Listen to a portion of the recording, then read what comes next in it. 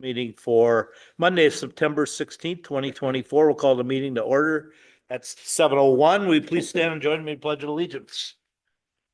I pledge allegiance to the flag of the United States of America and to the republic for which it stands, one nation, under God, indivisible, with liberty and justice for all. Thank you, everyone. Welcome. Lisa, we call roll, please. Councilmember Hatfield. Here. Councilmember Hubbard. Here. Councilmember Wong. Here. Councilmember Roth. Here. Winchell. Here. All right, next we move to adopting the agenda. Are there corrections or additions to the agenda? If not, I would entertain a motion to approve the agenda. Motion to approve the agenda. Motion by Councilmember Hubbard, Second. second by Councilmember Hatfield to adopt the agenda. Discussion? Hearing none, all in favor signify by saying aye. Aye. Post same sign. Motion carries. Moves into visitor presentation. Tonight I have a proclamation, recommendation from the Human Rights Commission, Sarah Carlson and Libby Fairchild. Come on up. Hi, guys. Hello.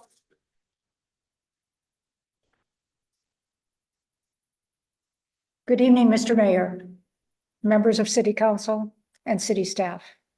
My name is Sarah Carlson, and I'm currently serve as the chair of the Chaska Human Rights Commission. On behalf of the members of the Human Rights Commission, I come before you this evening to ask your consideration and subsequent approval to proclaim the second Monday of October 2024, which is the October 14th, as Indigenous Peoples Day.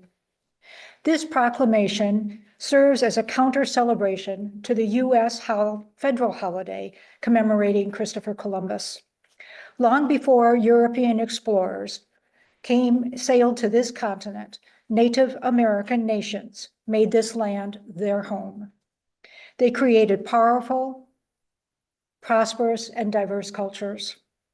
Throughout our nation's history, the Indigenous peoples have faced violence and devastation, with lives lost, precious lands taken, and their sacred ceremonies forbidden.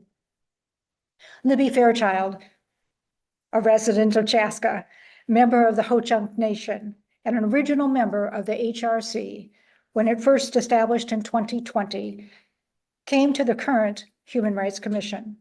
She recommended that the city of Chaska take action to establish Indigenous Peoples Day to be a reflection of history in the United States, in Minnesota, and the city of Chaska, our home. It is fitting that our name, Chaska, firstborn son, comes from the Dakota people and suggests that we honor the Indigenous culture, identity, and ways of life. I've asked Libby to be here with us this evening to answer any questions that you may have regarding the preparation of the resolution and proclamation, which the Human Rights Commission fully supports. Libby? Well, good evening. Before I came before the Human Rights Commission, I did a little bit of research, and apparently the International Conference on Discrimination Against Indigenous Populations in the Americas, which is sponsored by the United Nations, began to discuss replacing Columbus Day in the United States with a celebration to be known as Indigenous Peoples Day. That was in 1997. In 2014, the city councils of Minneapolis, Redwig, and Grand Rapids, Minnesota officially vote to recognize the day as Indigenous Peoples Day. Grand Marais and Cook County, along with St. Paul, did the same in 2015. 2016, Asheville, North Carolina, and the state of Minnesota. 2018, it was Mankato, and in 2021, the United States of America by presidential proclamation. That would be the second Monday in October. As Sarah said, Chaska means first son in Dakota. It means white deer in my language, Ho-Chunk. Just to compare some of the other cities in Carver County, Chanhassen means tree with sweet sap or maple trees. That's why they've got the maple tree as their logo. And Waconia means Lake of the Fountain. So a little bit of education here tonight. So I would like to see Chaska join along with all these other cities and states in proclaiming that second Monday in October as Indigenous Peoples Day. Any questions? Sarah did find a typo on the proclamation, so she's, that'll have to be corrected before it's signed. My mistake, I'm sorry. Oh, at the year that that was founded, the Human Rights No, I Commission. said, what did it say? Something, it immortal instead of a memorial. Let's go a word the spell check didn't catch it. So what we are proposing, the city of Chaska, whereas the area known today as the state of Minnesota is located on ancestral lands that have been called home by the Anishinaabe, Dakota, and Ho-Chunk people since time immemorial. Whereas The Anishinaabe, Dakota and Ho-Chunk people who resided on this land prior to the arrival of European settlers experienced a history of interactions with Europeans and Euro-American settlers defined by violence, broken promises, deprivation, and disease. This is a history that we must reconcile as we seek to build a brighter future for all Minnesotans and the city of Chaska while striving to maintain strong government, relationships, and strengthen tribal sovereignty. And whereas Minnesota is home to 11 tribal nations, enrolled members of many other tribal nations, and a resilient and robust urban American Indian community. And whereas Indigenous peoples have made essential contributions to the history, culture, and economy of Minnesota, including traditional knowledge, labor technology, science, philosophy, industry, and arts. And whereas Chaska is a city of Minnesota, and the name Chaska is the birth order name of Dakota family's first son. And whereas the state of Minnesota and the city of Chaska strive to eliminate systemic racism and discrimination towards Indigenous peoples, seeks to promote practices and policies that honor Indigenous roots, history, and contributions, recognize Indigenous peoples as contemporary people, and is committed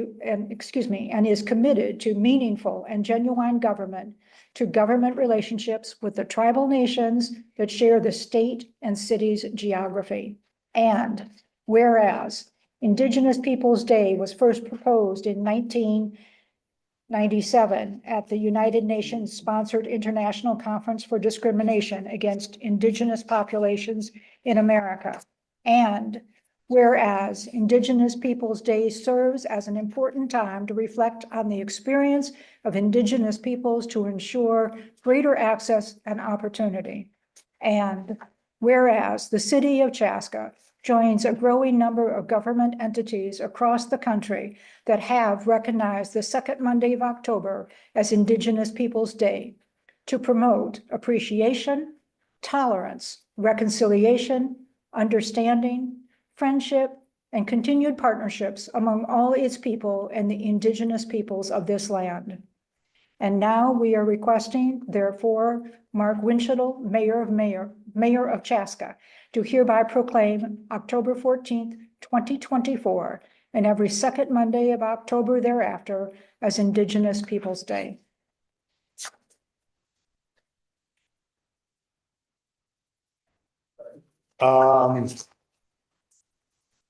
Help me, and yeah, I missed it, but the state has already done that, correct? So it's just the city of Chaska to do the same? Because it's already a state, I don't know, it's not a holiday, it's a statewide proclamation, right? and what I'm hoping to do is to take it to the county next. I have a process question more for city staff, and it kind of addresses it at the bottom here where it talks about October 14th and every second Monday. Because usually when we do proclamations, it's a singular time and event. Mm-hmm. And I don't, and I was curious because I was asked like, the calendar always sneaks up fast, right? And so then you have this unintended consequences, like you forget about. So I guess, and this is the way it's written, in theory, we're setting it forth going forward indefinitely, and essentially. Mm-hmm. Cause like I said, that's a little bit different than typically our proclamations are typically a time, Yeah, date. usually So, like the. and we do it every year Every potentially. year, yeah, Right. yep. But so this would be, we would declare it and then it would be done? Yeah, and I mean, and then it would officially be recognized each year on that same day. We actually have I don't know exactly what it. Diversity calendar, that we have all the holidays, on there. What we would do is we would actually insert this into that we have organization wide. So to your point, that it doesn't become just something that people forget that's out there. You know, we do certain things to push out stuff to employees, or there's, you know, things we put out on Facebook, things like that. I can come back every year if you'd like. I'm not preventing you from doing that, but I'm just, you know, it We're always. gonna have to come back to pronounce that one name in there. Anishinaabe, it's also known as Anishinaabe. Ojibwe or Chippewa, but Anishinaabe is the correct name. Sure. And so basically, we would add ours or use most of this, and then we would do this at a later meeting. Yeah, Because this is visitor presentation, so officially, we Yeah, can't take action. the other process side of it that Lisa and I talked about was bringing it to this meeting so you guys had a chance to hear it. But we'd actually bring it to that first meeting in October, which is like October 7th. I looked. See where we're- To actually have you guys consider it, but it also then brings it closer to the actual date so that. This, is the state actually follow on October 12th, or are they doing the second Monday? Second Monday, Okay, generally when Columbus Day would fall, now it's. all right, Kind of like, because that's not we're not asking for people to get the day off from work or any of Right. that sort of Not- stuff. this I is- thought you were asking for. Well, sorry, Matt. We're not, should we ask for it, Matt? No, that's not. that's not one of the national holidays. It's not a day we take off. Okay. I know that some of that has changed, so I just was trying to remember. So, all right. When you're retired, you kind of don't. Every day. Every day is Every day is Saturday. the second Monday of. Yeah, exactly. Seems like every day is Monday. All right. Well, thank you for this, and then, we'll have staff, and then, like we said, it'll be read at the, we'll be reading it at our first Monday, because otherwise it'll be after, so. Okay, So it'll be read at the October 7th, meeting. thank you. Thank you. Alrighty, thank you. Thank you. Is there anyone else that wants to speak under visitor presentation on a non-agenda item? All right. Seeing none, the right thing here. All right, next, we're gonna approve previous meeting minutes, and that's from 9/9 of 2024. Again, if there are no corrections or additions, I would entertain a motion to approve previous meeting minutes. So moved. Who's that? Mikhail? All right, motion by Councilmember Hatfield. Second. I couldn't tell who said it over there. That's why I was looking. seconded it. Okay. It's fine. Second by Councilmember Hubbard. Discussion. Hearing none, all in favor signify by saying aye. Aye, post same sign. Motion carries. All right, we move on to item 7, consent. These are items that need our approval, but not necessarily a conversation, but any and all can be discussed at any point. With that, does anyone have any items that they'd like to discuss? I have a question on 7A. Is that, so for the assessment hearing, is anyone getting assessed besides ourselves? No. Okay, In order to go and sell the type of debt we're Right. selling, we have to assess property. We choose our property to assess. yeah, okay. I just wanted to make sure I was clear that it was just us assessing ourselves. Yep. Okay. And then I just thought it'd be an opportunity to ask about the wayfinding timeline. If there's any updates on when that actually goes in? Yeah, we're actually, was going back and forth on some questions today about final placement. Okay. Some of the signs, just making sure the location's correct. So it's all in process. We're, on the cusp of getting them up, just getting those final details checked. Are some like the parking lot ones and things we're making, so they'll be quicker than others, or are they all being outsourced? They're all being outsourced, and that has to do with, kind of the standards and things. Yeah, that are because being the put on historic as well. district and things Yep. like that. Okay, that makes sense. Yep. Okay. So That it's was, more of an ornamental sign Sure. there. that was all my questions. Thank you. It's one I had as well. All right, so help me out on this, the wetland replacement. Mhm. So how does that work for like Hazeltine? Where are they buying credits from, or how are they? So basically they purchase and because we have all those credits, Remember, but we did the wetland mitigation up north of Yep. McKnight Park, so we have a bank of credits that we keep for situations like this where we can sell them to the developer and we meet all the global wetland requirements, but just instead of having it at Hazeltine, it's over at our place. okay, and how do we determine who's able to use those wetland credits? How does that work? I mean, I thought the idea kind of is our usage of that. Yeah, it's usually typically what we've done is we've used it on sites that are really more space constrained. Like Hazeltine would be. Yeah. We do use it sometimes on our projects, but like we haven't had to, we're not gonna have to do that much with at least first couple buildings we have for our building program. And we're not doing anything here, so we're not gonna, so I mean, we just tried to judge it based on looking at where is it really difficult to meet the wetland requirements, and also where do we have wetlands that aren't high quality that are being destroyed? So that's sort of the other criteria is to look at, we don't want to just allow a wetland to go away if it's a high quality wetland. Right. And Which these weren't. theirs, according to what I read, were kind of They were Yeah. not great. not great. Yeah. And then there's a value on those credits and then they pay us that?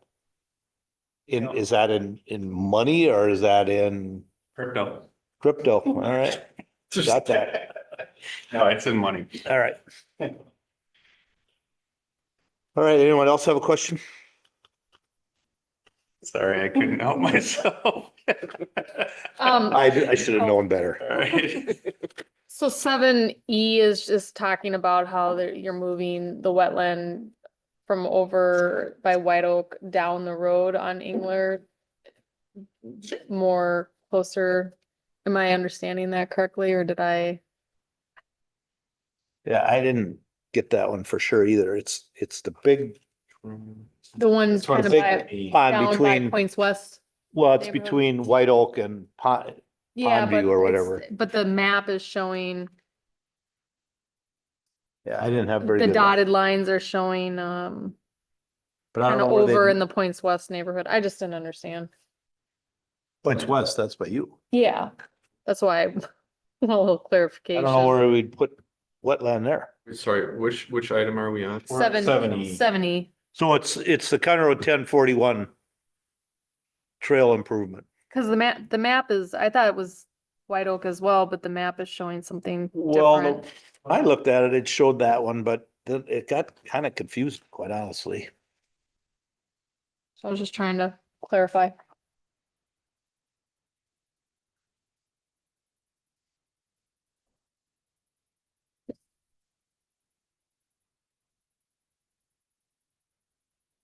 I just want to make sure I'm following. So there's a number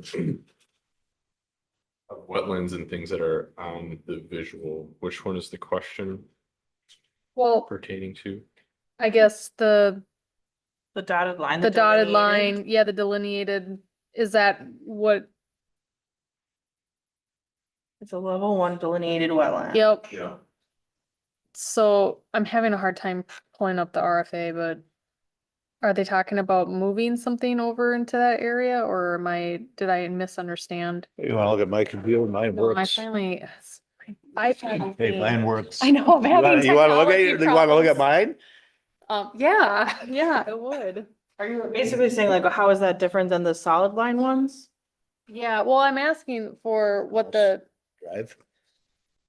oh, is the work, so the RFA is talking about the map between Bavaria Road and White Oak, but what it's showing is something different on the map. Unless I'm misunderstanding. Yeah, sorry, it's taking a bit to catch up, 'cause I haven't had direct involvement. No, it's okay, But as I'm interpreting staff report and looking at them. The staff report is referring to a specific wetland 3A. The one right across from the fire station. That's what I was thinking, but Yeah. the map is just showing something different So- unless I can't pull it up. There's 3A is shown on page 2 of the. So I am having this- technology problems. Is this Okay. page 2? Oh, there You're we looking go. at Page 1, I think. with the- Yeah, I was looking at, I'm sorry, my iPad's not pulling up This, things. this visual that was That's okay. provided in the packet is just, it's delineating all the wetlands along the project corridor, Okay. whether they're being impacted or not. Gotcha. And then the only one that's being shown for impact is that 3A, which is across from the Public Safety Center. Sure. Okay, thank And you. then are they making that bigger? No, it looks like they're. Or are they Taking taking, part We're of it taking in. credits. so we're taking credits Yeah. for it? Okay. All right. I think we're all good on that now? Yeah. All right. Yeah. It just wasn't pulling up all the. I don't remember. Do we have a motion second already on this? Oh, no. No, okay. All right, is there any other question on consent? All right, hearing none, I would entertain a motion to approve consent. Motion to approve consent? Motion by Councilmember McGraw, Second, second by Councilmember Hatfield. Discussion? Hearing none, all in favor signify by saying aye. Post same sign. Motion carries. All right, moves us to 8A, adopt resolution number 2024-74 approving concept plan for England property. Mayor and Councilmember, the item in front of you tonight is coming forward from the planning commission with recommendation for approval of concept plan. Oops, I got the wrong one pulled up. This is on the England property. So this is that triangle piece of property that sort of got created when 61 started going to the north and 212, old 212 got abandoned. Some people I think it's in Carver. It's actually in Chaska. And it's directly to the south of the four-star development that has gone through a preliminary planning process. I'm going to turn this one over to Liz, who's going to talk about this. This is just the concept plan at this point. Thank you, Matt. Thank you, members of the council and Mr. Mayor. We have a concept plan in front of us this evening for the Engler property with the address of 4460 Spring Creek Drive. This application is being submitted by Pulte Homes. The property, as Matt mentioned, is located right on the southwest edge of the city of Chaska and abuts the city of Carver on Carver's northern boundary. So Spring Creek Drive really is that boundary line between Chaska and the city of Carver.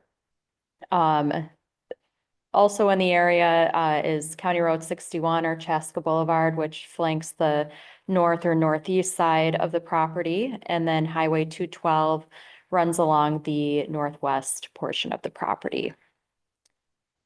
And the other property that came in through preliminary plat that Matt mentioned, High Point Vistas, is the property that I'm circling with my cursor. I'll show another exhibit that kind of shows the surrounding uses and previous plats as well. In terms of our review process, we're in the first step of our three-step review. So concept plan is that starting first look at the project, which goes through Planning Commission and City Council. There's 2 remaining steps for this project. The second step being preliminary plat and the third and final step being final plat. So we'll see this a few more times come through our process. This exhibit shows those adjoining uses. The site in question is highlighted in kind of that orange yellow triangular shape. The High Point Vistas property, also known as the Friends and Worm property, is outlined in blue on this exhibit here. And that has gone through preliminary plat approval and rezoning approval for 162 detached single-family lots. So they still have another step with the city as well. Also connected to this property is the Friends property that is immediately east of the property in question this evening. So that's about a 2-acre parcel just immediately east of the Engler property. Is that getting developed as well? No, it is not. So it's kind of a remnant part of the overall Friends and Worm property to the north here. And I get that, but are they, so they're not gonna be part of this at all? No. And then, as long as I have you stopped. So that property is only the yellow part, the other part is highway right away where the trees are? Correct. This is Okay. PennDOT property So here. trees are really, they won't be affected by this. Right, yep. Okay. Real quick clarification, that doesn't mean that the Friends property won't ever develop. No, I get it. Yeah. But I was, again, I was trying to look at this. And when I look at the map, It has a goat plat. I mean, you'd have to have a separate entrance out of there and unless that. Oh, I kind of see, it looks like now that I've enlarged it a lot, there Yeah, I'll looks like have- they would move that cul-de-sac over and just add a few homes. Yep, I'll have another screen to show All more right. zoomed in into that property and how it All can right. connect. No problem. In terms of some previous approvals and meetings that have occurred up until this point, as required per our process, the developer has to hold a neighborhood meeting before they submit their concept plan with the city. So they did hold that on July 11th of this year and did have a number of residents, mainly on the city of Carver side, come to that meeting. So just a brief synopsis of some of the items that were brought up during that meeting pertain to the site layout, specifically homes facing Spring Creek Drive, the proposed density, tree preservation, highway noise, traffic increase, construction traffic, and where they will be accessing. And then in terms of the Friends and Worm site, that came through in June of this year for that preliminary plat for 162 lots. So the site in question is almost 18 acres in size, just falls a little bit short of that. It's currently being used as a residence and has a number of outbuildings on the property as well. Most of the property is used for agricultural purposes, so you do see a significant amount of farmland on the property. The Friends property, again, is this smaller 2-acre parcel immediately east of the Engler property. So it's not a part of this concept plan, but a plan will show how it can connect into the overall system or layout here. Spring Creek Drive, as I mentioned before, is really that Chaska and City of Carver boundary line, with a majority of the street being within the City of Carver and owned by them. So they do show access onto Spring Creek Drive. That's where the current access to the farmstead is located as well. And then I also wanted to point out that city utilities are not readily available to this parcel. They are pretty dependent on the High Point Vistas project moving forward to be able to extend those utilities closer and to the intersection of Chaska Boulevard and. So if that other project doesn't happen, they don't have access to utilities. They would not have. Unless they were willing to pay for dragging the Right. whole thing over. There is that option. So are they a little ahead of schedule with this proposal? They aren't if the one to the north goes, they're probably not ahead of schedule. You Yeah, I know, guess I would say as things currently stand, right, there's not a development occurring. I mean, although Four Star is trying to pursue that, right, until it happens, it hasn't happened. So as things currently stand, I would say, yeah, this development is ahead of schedule. Its ability to move forward is contingent on others moving forward, right? Or, you know, if they want to move at their own pace, then they would be needing to extend those utilities themselves, which is quite some ways. Yeah, quite costly. Yeah. Cause we were, I mean, we had issues with Friends, they were already hopscotching. Right. Hmm. Property there, so isn't that already an issue about that happening? it's not an issue because they've taken on the responsibility of actually financially extending that sewer over. In fact, we sat in here for like 2 hours today talking about it. But it's, as long as they pull that over themselves economically, it's not an issue.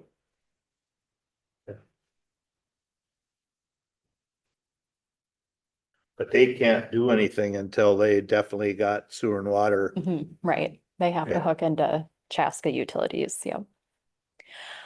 So specifically what the request is for this evening is for a concept plan approval for a 49 lot detached single family subdivision.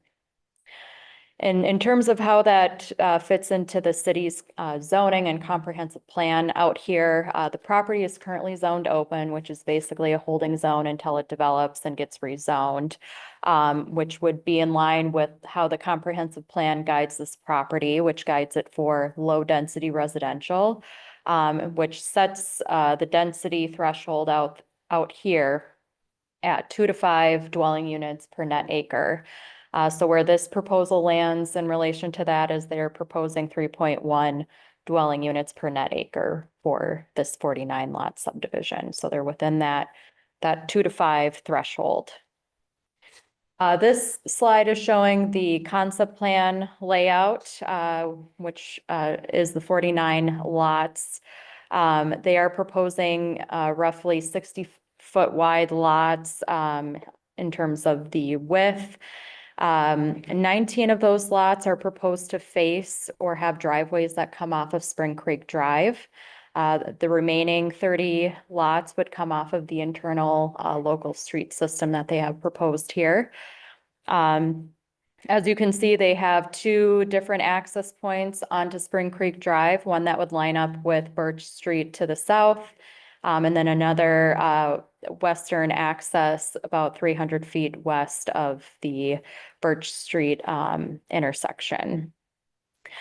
We did make a note and condition of approval to evaluate this secondary access and potentially turn it into a cul-de-sac, just to help with the amount of access points onto Spring Creek Drive, as well as provide for more of a internal layout.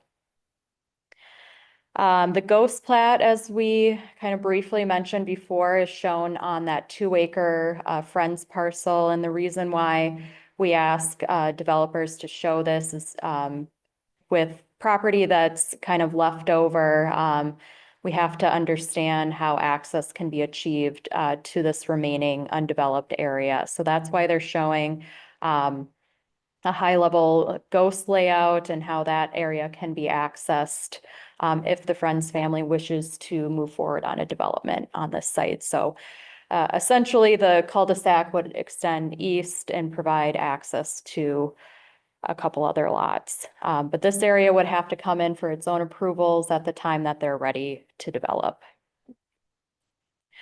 Setbacks that are proposed for this development is a front setback of 25 feet, a side setback of 7.5 feet, and for corner lots, it'd be 20 feet, and then a rear setback of 20 feet.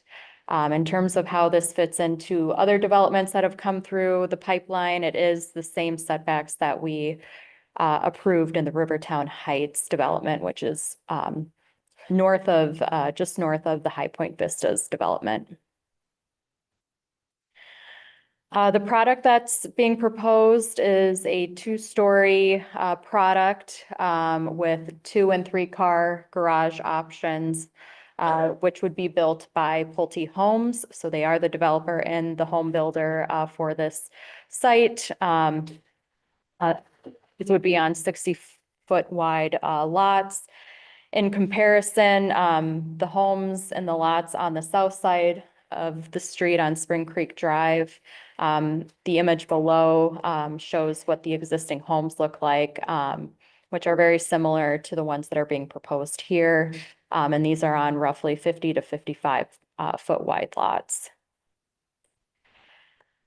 Getting into more details of the utilities and where they are located today. So as we mentioned, they're not in an area that are readily available to this parcel. The water is located at the stub of Founder's Path on the north side of Chaska Boulevard here, and highlighted in blue on this exhibit. And then the sewer is to the east of this property up along Chaska Boulevard. And that's where it stubs off today. So again, these utilities with the development of High Point Vistas would extend closer and basically at the intersection of Chaska Boulevard and Mount Hope Road, where I'm showing my cursor here. Parkland dedication and usable open space. So our comprehensive plan does not guide this area for a public park within the site. So they're not required to put a public park in because of that reason. However, we do want to note that the proximity to public parks are quite a ways away, with the closest being a future park within the city of Chaska, which will also be further discussed later in our agenda, is about a half a mile away from this property. And then another nearby park is about 0.7 miles away in Carver. So we want to bring up that point due to the challenge that this property has in relation to access to nearby parks. One would either create a challenging connection to the future community park, as you would have to cross a major road at County Road 61. And then the other nearby parks are close to a mile or over a mile away in distance. So this property is pretty isolated in terms of not having those direct access to those amenities. So we have brought this up as a discussion item in terms of the appropriateness of adding a condition of approval to incorporate a usable open space area or a tot lot within this development to help provide that needed amenity to the residents. The Planning Commission did discuss it at their meeting on September 11th, and they did agree to add a condition of approval within the resolution to require a tot lot as a part of this development. So that is condition number 24 in the resolution. So if there's further discussion this evening from council, you can certainly talk through that. We do want to note that this wouldn't be the first time that we required something like this in an area that didn't have a public park planned for in the comprehensive plan, but there was a need for space for the residents of the proposed development. So Pioneer Vistas was another development that we made that a condition of approval, and that was the townhome development south of Pioneer Trail and east of Clover Ridge Drive, so just north of the Clover Ridge development. So that has since been constructed and incorporated a tot lot within that development. So just to reiterate a couple things and maybe a couple new things here that need to be worked on for preliminary. One thing that we did note in our staff report and something that was discussed at Planning Commission is the evaluation of introducing another housing product into this development in addition to the detached single-family homes that are proposed. Such as townhomes or villa type products. And we point to a project within the city of Chaska that is similar in scale and kind of hits on this mix of housing product, which is the Brooks Ridge development off of Pioneer Trail and McKnight Road. At the roundabout there's row homes and then villa homes incorporated into that development. And the reason that we bring this up is due to the opportunity that exists out here and potential need as well to provide diversity in price points as well as variety in housing options for the residents of Chaska. So that's why we bring that up and why it's included as a condition of approval as well to further evaluate that. In terms of the overall layout of the development, converting the westernmost Spring Creek Drive access into a cul-de-sac just to help with overall traffic flow for the development. Where would you put that? Let me go to. So this access point here, we're asking to be converted into a cul-de-sac. So essentially this would be kind of a T layout of two cul-de-sacs. You're moving too fast. Were you saying put a cul-de-sac? Right here, basically this west access point here, Yeah. taking that away, taking that access point off of Spring Creek Drive and converting it into a cul-de-sac here. And then Spring Creek Drive won't go through then? No. Nope, it's still here. There's two access points on Spring Creek Drive that they're proposing. So they already have an access they would- point. Yeah, they All will. right. Yep. Following that. The utility access and hookups, they'll have to figure out the timing of that and where that's coming from. Incorporating sidewalks on both sides of the streets. And due to the proximity to the major roadways of County Road 61 and Highway 212, being able to provide a good screening plan adjacent to those roadways. A common requirement from MnDOT is doing a noise study with the development because they abut Highway 212. The same was done with High Point Vistas to the north. So that is a requirement as they move into preliminary.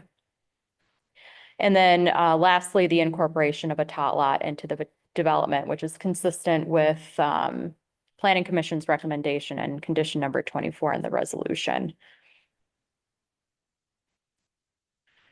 So in conclusion, we are asking you to make a motion this evening to adopt resolution number 2024-74, which is approving the concept plan for the Engler property at 4460 Spring Creek Drive.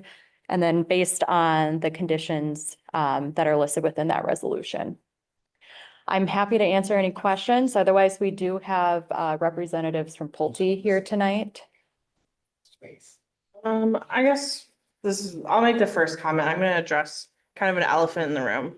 I really love those cows on that property, so I just wanted to get that out of the way first. I'm sort of obsessed with them. I wait every summer for them to come, but so this has been very hard for me.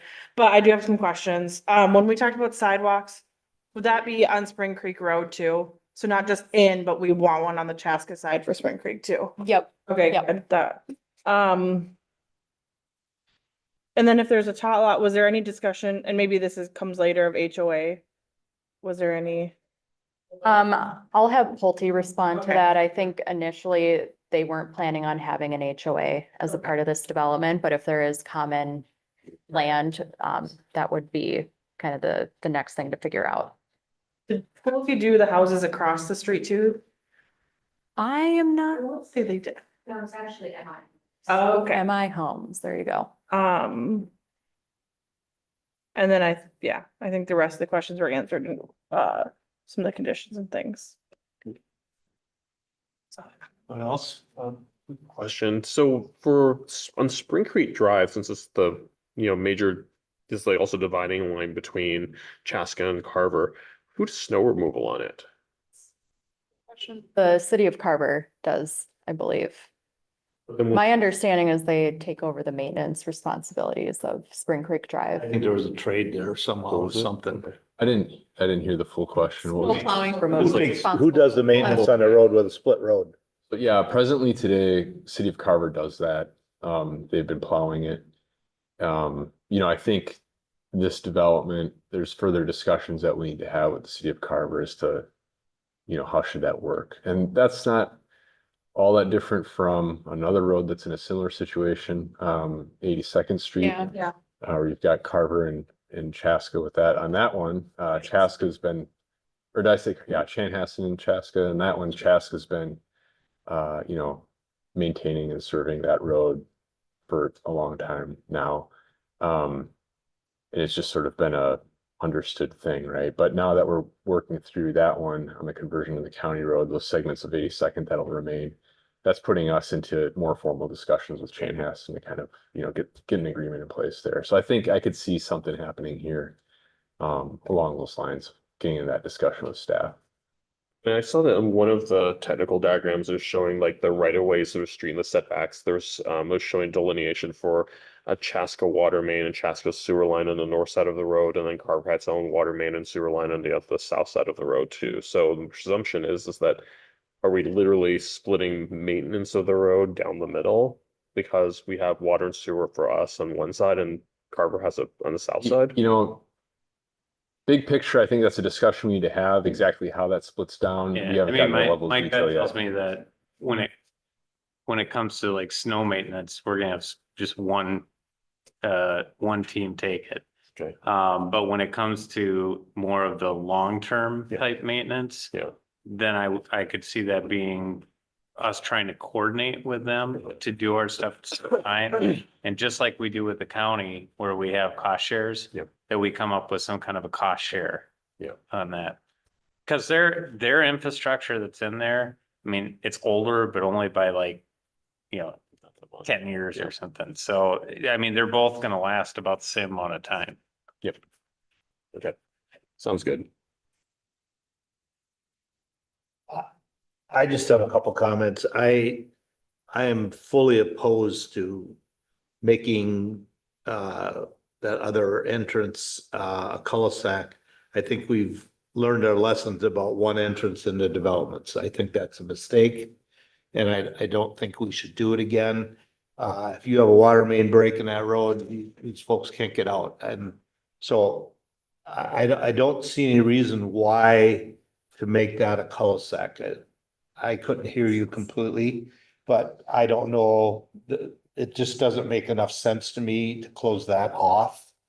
And then if, because of how they're situated here, I do agree with the tot lot, and if they gotta give up a lot, they gotta give up a lot to make it work, if they can't make it work in there.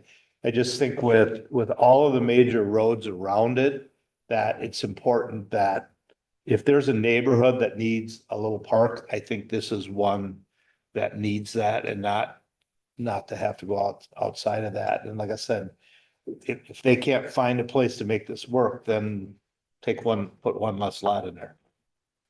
I don't think it's gonna hurt that density. I mean, you can go to that where the current cul-de-sac is, you can take that last house out, you got a bigger area there. I mean, I'm sure magically they'll figure out a way to find a place to put that tot lot. But I think it's important here, that we do that. And I do like the idea that everybody's looking for villas. If there's a way that they can slide villas in here, I think is really important. I think that's the housing that's needed in our community right now. I think this current style they're all over the place, but villas are what people are looking for. And I really would like to see them incorporate, even some of them. I'm not saying they have to do every one of them, but I think it's important that they add. I believe they should try to get as many villas as they possibly can in there. And I mean, to me, I think that's a selling point as well. That's all I hear about is people looking for villas. Is there, can maybe staff expand upon the mayor's point, the two access, because I see both sides. My initial reaction was similar to the mayor's of, we have other spots in the city where that's made it very hard to have only one access. So I like the second access, but I guess, is there more to that to understand why behind it? Yeah, I think it really simply just boils down to just simpler layout out there in terms of what's coming off of Spring Creek Drive and making it more self kind of sustainable within its own layout. We haven't heard that it was it could be an emergency concern at this point, but it's something we can certainly continue to follow up on with fire and the utility department, just to make sure it could be a layout that would be an acceptable layout. I think too, of the two accesses, it's important to make sure that when we lay it out, there's maybe more of an even distribution between the 2 points. So one isn't being completely trafficked while the other one is maybe barely used, but I don't know, it's kind of an See, it looks odd pretty even piece. to me. I perceptionally, I didn't feel the same way, but is Spring Creek Road Drive, is that a heavily driven road or is it? Yeah, I mean, so I have family that lives off Mount Hope, so my perception, because I go there a couple times a week, is that it's definitely like picked up in traffic because it goes through to the other large neighborhoods along So is it 11. Is And it smart to put all the driveways to be?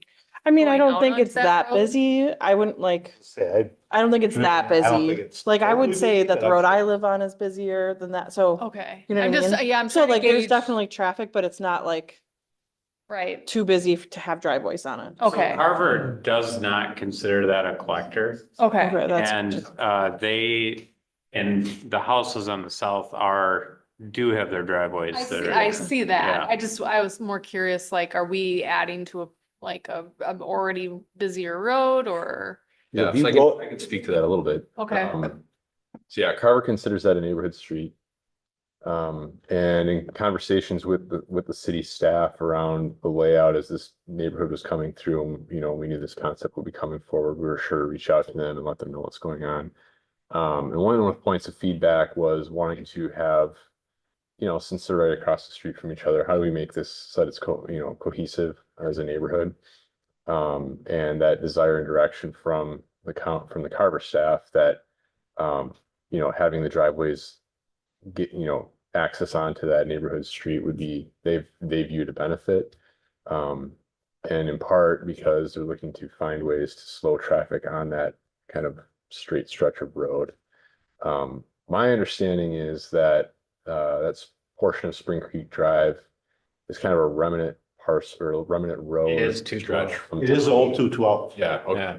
It is the So road. it presents kind of an awkward layout. If you were to go and design the neighborhood from scratch without that, you know, remnant 212 chunk being there, you probably wouldn't have designed the road as it is.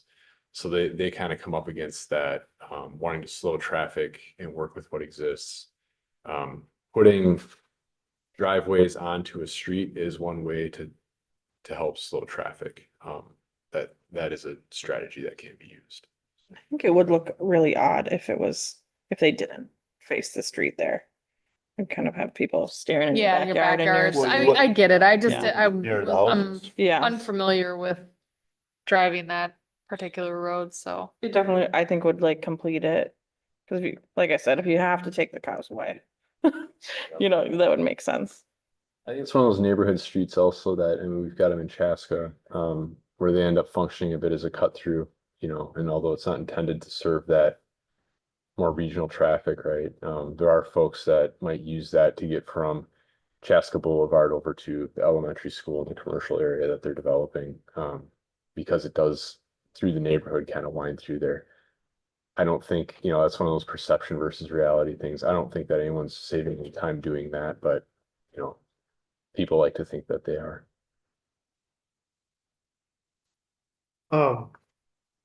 My comment on this a little bit is, especially towards that west side, Spring Creek. I'll be honest with Carver, man, those houses across the street are packed in there. Yeah, I drove. I mean, it's like when you go on the Google map, it's hard to even distinguish between the two houses. It just looks like houses, right?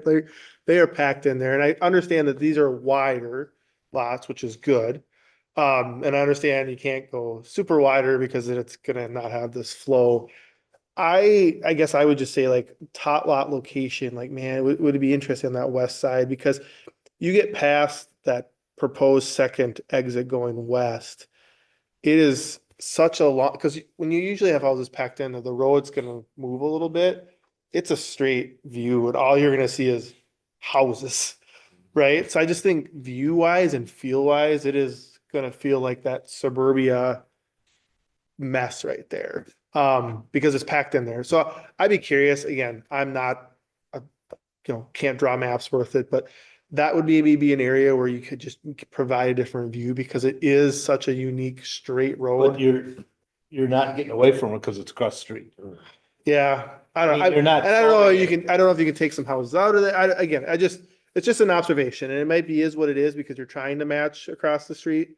But when you have such a straight road and you're gonna line up that many houses, it's gonna feel very tunnely, right? You know what I'm saying? I'm not trying using the right word, Yeah, but it's it's, like turn at the end where they're. Yeah, it does. Once you get off the map, I That think it property. turns. So at least you're gonna, when you're driving down it, you're gonna steer into nothing and then it's gonna turn right, like, And the but- road to our, I think the road to the right. Oh, no, that's right. That intersects with Mount Hope. yeah. So I'll turn that into a little bit of a compromise and say, I do appreciate and recognize that the lots are wider than across the street. Because those are super narrow in my opinion. We didn't get to weigh in on that. Carver didn't ask my opinion. But I understand the needing to be close proximity because you don't want completely different lot sizes right across the street from each other. So, but yeah, I'm amazed at how packed those houses are on that south side of that road. Yeah, and I'll chime in that one of the a couple of things. First, on the streets, I understand that the need to have a single shared intersection between Birch Street and the continuation going north, and that sort of delineates the fact that you have to have like that one connector at that point, right? Because otherwise, then you'd have three intersections across if you split one to move that one on the north side over to the east, right? But on the flip side of it, that one that's on the west, I'm thinking, probably should be further to the west, but pushed out a little bit that direction. So that way it's a little more balanced. But that said, I'm still also in agreement that two entrances is a preferable, from a resident's perspective, giving options to go either direction. Not a fan. I mean, I live in a neighborhood that has one entrance, and if something happens to that one entrance, then suddenly like everybody's jammed up. It's just a mess, right?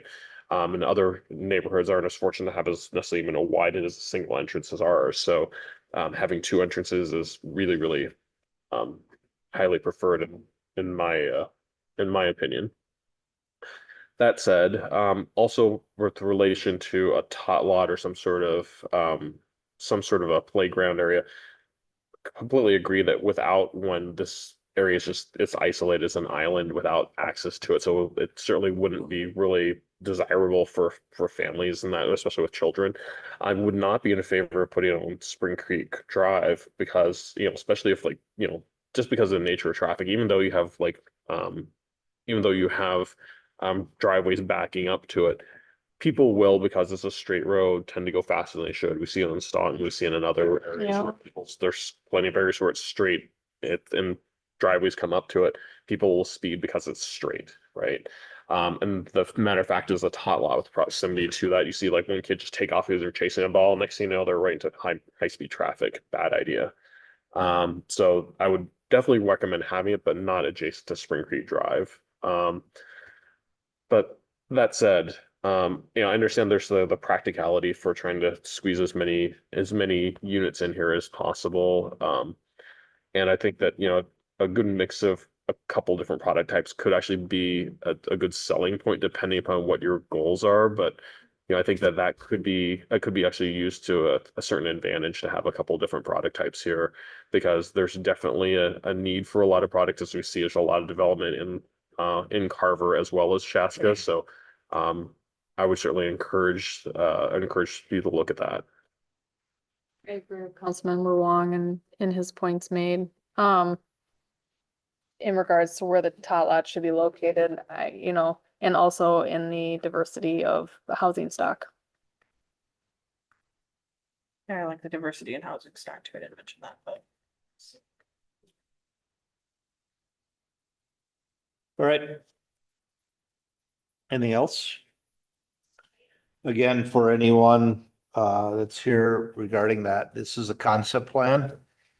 This is our first, it's basically for the developer to say, all right, this is what I'm putting out. Now we put out conditions, they have to come back. So this is just step one.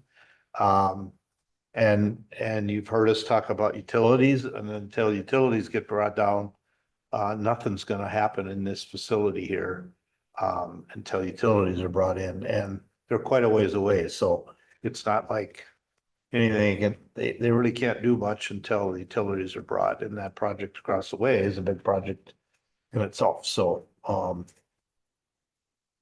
Libby had her hand up. I don't know if you want to take anything from the audience. no, all right. So I just want people to understand what, how our process works. So this has to come back to us tonight and then twice more before anything gets approved. So the next step is really where all of the concerns and comments come into play in the next phase of this. So Libby, you had your hand up, I heard. Yeah. I live in a development in Chaska with one entrance into it, and we love it. As a matter of fact, we bought City Hall maybe about 15 years before Matt's would have been maybe sitting where Elise is right now. And we came and said, no, we don't want a second entrance, because we had people cutting through, and we knew they would. So that's a problem. But is that plan got people's driveways backing up to the roads? So you're trying to pull out of your driveway, so you actually are gonna have 21 exits onto that street and entrances? Across the way, same thing. Yeah, there's houses all along the other That's side. terrible. I just But don't. you have to look at this. This is a neighborhood. Yeah. It's no different than a standard neighborhood that has all these houses backing out into the street. So you have a tenant, I mean, this can be looked at as, oh, that's a freeway because it's straight. Yes. It's just, no, it's not. It's still It's a not neighborhood It's street. not a collector It's road. not, it's a neighborhood street. I know, but you know as well as I do that one of the biggest issues that we have, that we get email about up this council, I'm sure, is speeding in neighborhoods. Are we making a bigger problem for ourselves than we have to? That's a valid question to ask. I think that's valid. I do think, to Nate's point, driveways are traffic calming. I think about like Autumn Woods, for instance. There's not there's a large portion, there's not driveways on both sides, and that's where people talk about the speeding But I happening. also And also, there's other areas where you think about, anywhere there's a straightaway, people are gonna speed. I don't know how you necessarily get around that without extreme measures, maybe, but. well, it's people's comfort level. Yeah. You look at Clover Ridge, you look at Clover Ridge Drive, you look at Clover Preserve Drive, and those are both kind of straightaways. Clover Ridge Drive in the beginning of that neighborhood, while they're not driveways, the houses are right there, but people drive fast. And I get perceptionally when you're walking or standing there, people seem to be driving faster than maybe what they really are, but people tend to go quite quickly through that area. And I don't know about the rest of the council, but speeding is definitely the most emailed topic that I get approached with. Yeah. And I get it, because I live on a road that is probably Chaska's favorite speedway. I would say it sometimes. But, and I think is a little bit different because I don't know what kind of road it is. It's not a neighborhood road. Stone's not a neighborhood road. I is it? drive on it all the time. So it's, Going downtown, I drive on yeah, it. it's a speedway, I would say. But I think this, I don't know how you would, I don't know how you'd address that necessarily. I mean, maybe some of the different housing types, I think the but different housing types are Could. going to lend a hand in reducing down the number of actual driveways and exit points onto that road. but I also think about being a good neighbor to Carver and what do those houses across the street? I don't want to create a negative view for that. And not that different housing types would, but I think we'd have to see that Mhm. to know Yeah, what it it's gotta is. be blended. But I would say like, I can't think of a lot of ways where it would make more sense than having houses along to match the other side. But I think that's to be seen. We'd have to like see that. Yeah. I mean, we have areas maybe not quite as long, but if you look at, in Clover, if you look at Geel, you look at Kelm, look at some of those other ones, they are a straight shot and there are driveways, every driveway's coming out in that road. You can barely, and if one car parks in there, you can hardly get through there. So, and I think that goes back to the traffic calming. And so I don't know, I mean, I'm certainly not a traffic expert, but we have this same situation in other places in our own areas. Will this narrow the road? No. No, this doesn't narrow it. I mean, I Okay. think the other thing you have to think about too is if you did have backyards going out onto that road, I mean, where are your kids gonna hang out? They're gonna hang out in the back. And so are people gonna be more concerned about speeding that's happening in back of their home, or are they gonna be more in front? I disagree. I'm sorry. It does not matter. People get upset whether it's in the front or the backyard. No doubt, they get upset either way, but which one causes the greater issue? Because right now, there is no curb on our side, correct? So that has, On our side, no. so that, I mean, that has a tendency to think that it's a rural road that you can go faster. I think once you curb that, now you make that a neighborhood speed. I think that will change that image because of, this was old 212 for us old people that know that. So. You know that you have people in the crowd who've come from Carver tonight to find out a little bit more about this, right? You have residents of Carver here now. When should they come and talk to the? Well, this isn't a public hearing, Yeah, so when do we they don't do that? have to really, but, When do they do that? well, they would have met with the developer ahead of time. I mean, I'll take a few questions, but we're not- different cities. I don't want to question. I just want Alright. I want to make. First off, you gotta say who you are for, Okay, Judy Grosh, you gotta talk to the mic though, please. Thank you. Judy Grosh, and I live in Carver. But you moved there from Chaska. Oh, yes, oh, yes. But what I just want to make a comment. I live on Spring Creek. And I will be facing south to these new homes, which I have no problem. But I'm in favor of the cul-de-sac on the east, West side. east side. East side, because otherwise that driveway comes right out into my neighbor's driveway. And you come out of those homes and you come out, it's right at her driveway. So if we have the cul-de-sac, they can come out and they can go on the road east around the corner to Jonathan Parkway. And it would save a lot of hassle and traffic. So you're talking about the west, so it's west because the one that comes out to a house rather than Birch. Is west. Yeah, it doesn't matter. It's on your left side. One that's not directly across from Birch, right? No, I'm facing south. Here's my house and here's north, my backyard. My house is facing south, right? The house, I the think houses I are think facing you north. Turned around. Your house is. That's my neighbor. I'm sorry. There's only one that goes across to. Yeah, yeah. I'm sorry. Okay, then I'm facing north? Yeah. Is that it? Okay. So then the cul-de-sac coming out on the west Right. is my comment. So that's all I have to say. I still don't agree with you having 21 excess points on that road. That's too many. But that's just me. I'm not gonna, okay, but thank you. Thank you. How can you hold it against? I understand what you're saying, Judy, about that. I get it. But there are roads that come out that come and they come right out of a person's driveway. We have that all the time. I won't support a cul-de-sac there because of the single entrance. And I know someone loves it, but there are other issues as an overall city that we need to look at. One entrance into areas, when we're planning it, we shouldn't plan it.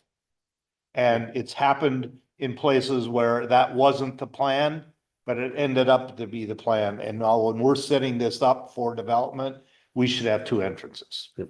That's my opinion. But we'll see what happens. One thing I was just taking a look at, just I'll throw this out here and I'm not expecting you to have an answer, but looking at since there's looks like there's probably about 10 homes or probably about 15 or so on the west side, the southwest side of Spring Creek Drive, and they're all like really, really dense. And then there's a small gap between 1890 and 1892. It looks like maybe it was a path or something like that was planned or access at some point. And then 1892 onto the east is actually a different development because of those lots are all wider. So my suggestion would be if you're going to have a street come out to have it aim at that gap, because then it's not aimed right at somebody else's driveway or somebody else's house. But I'm just throwing that out there. Don't need to act on this right now. Yeah, I mean, I think conceptually, again, keeping myself, conceptually, it makes sense. Yeah. Yep. It's hard, I'm struggling with the driveways and the number of houses in that stretch. But it's a dilemma because the reality is a decision was made that we didn't have right across the street to put a lot of houses on that stretch. Yeah. And so Yep. you want to make sure you even though it's two different towns, you don't necessarily want it to feel like 100% like two different towns across the street there. So I understand that.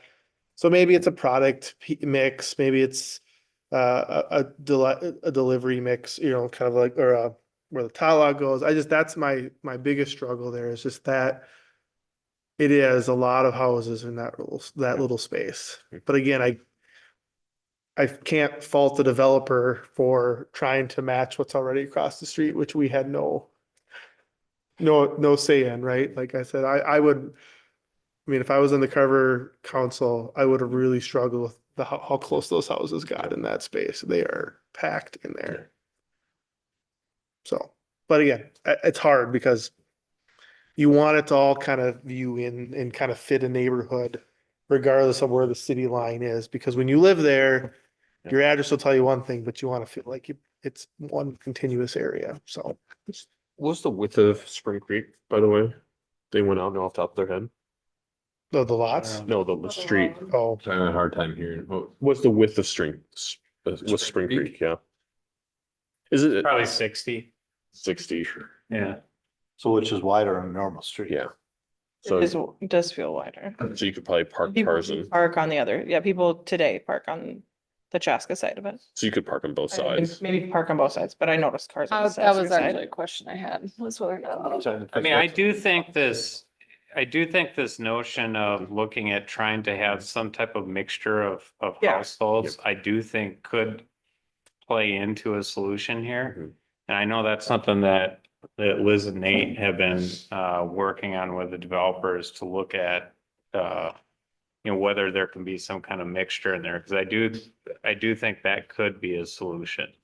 And like I said, I that's why I'm trying to say that this is the first stab at looking at this project.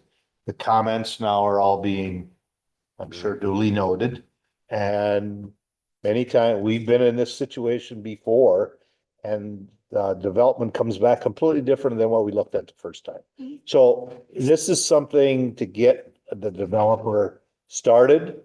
And now they got to incorporate the concerns that planning and city council are bringing forward.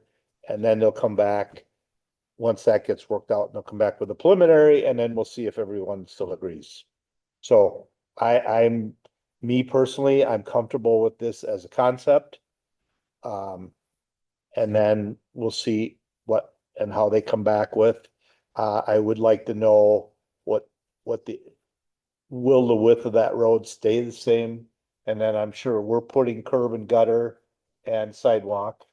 So if that's old 212, it's at least 50 feet wide, I'm sure. So Mayor, just a point of clarification there. I'm just pulling up on GIS, so it's not 100% accurate, right? But the measurement I get, curb to curb, right, for Spring Creek Drive. So there is curb on both sides. No, Oh, Road edge to road edge. okay, all right, all right, all right, Okay, is 35 feet.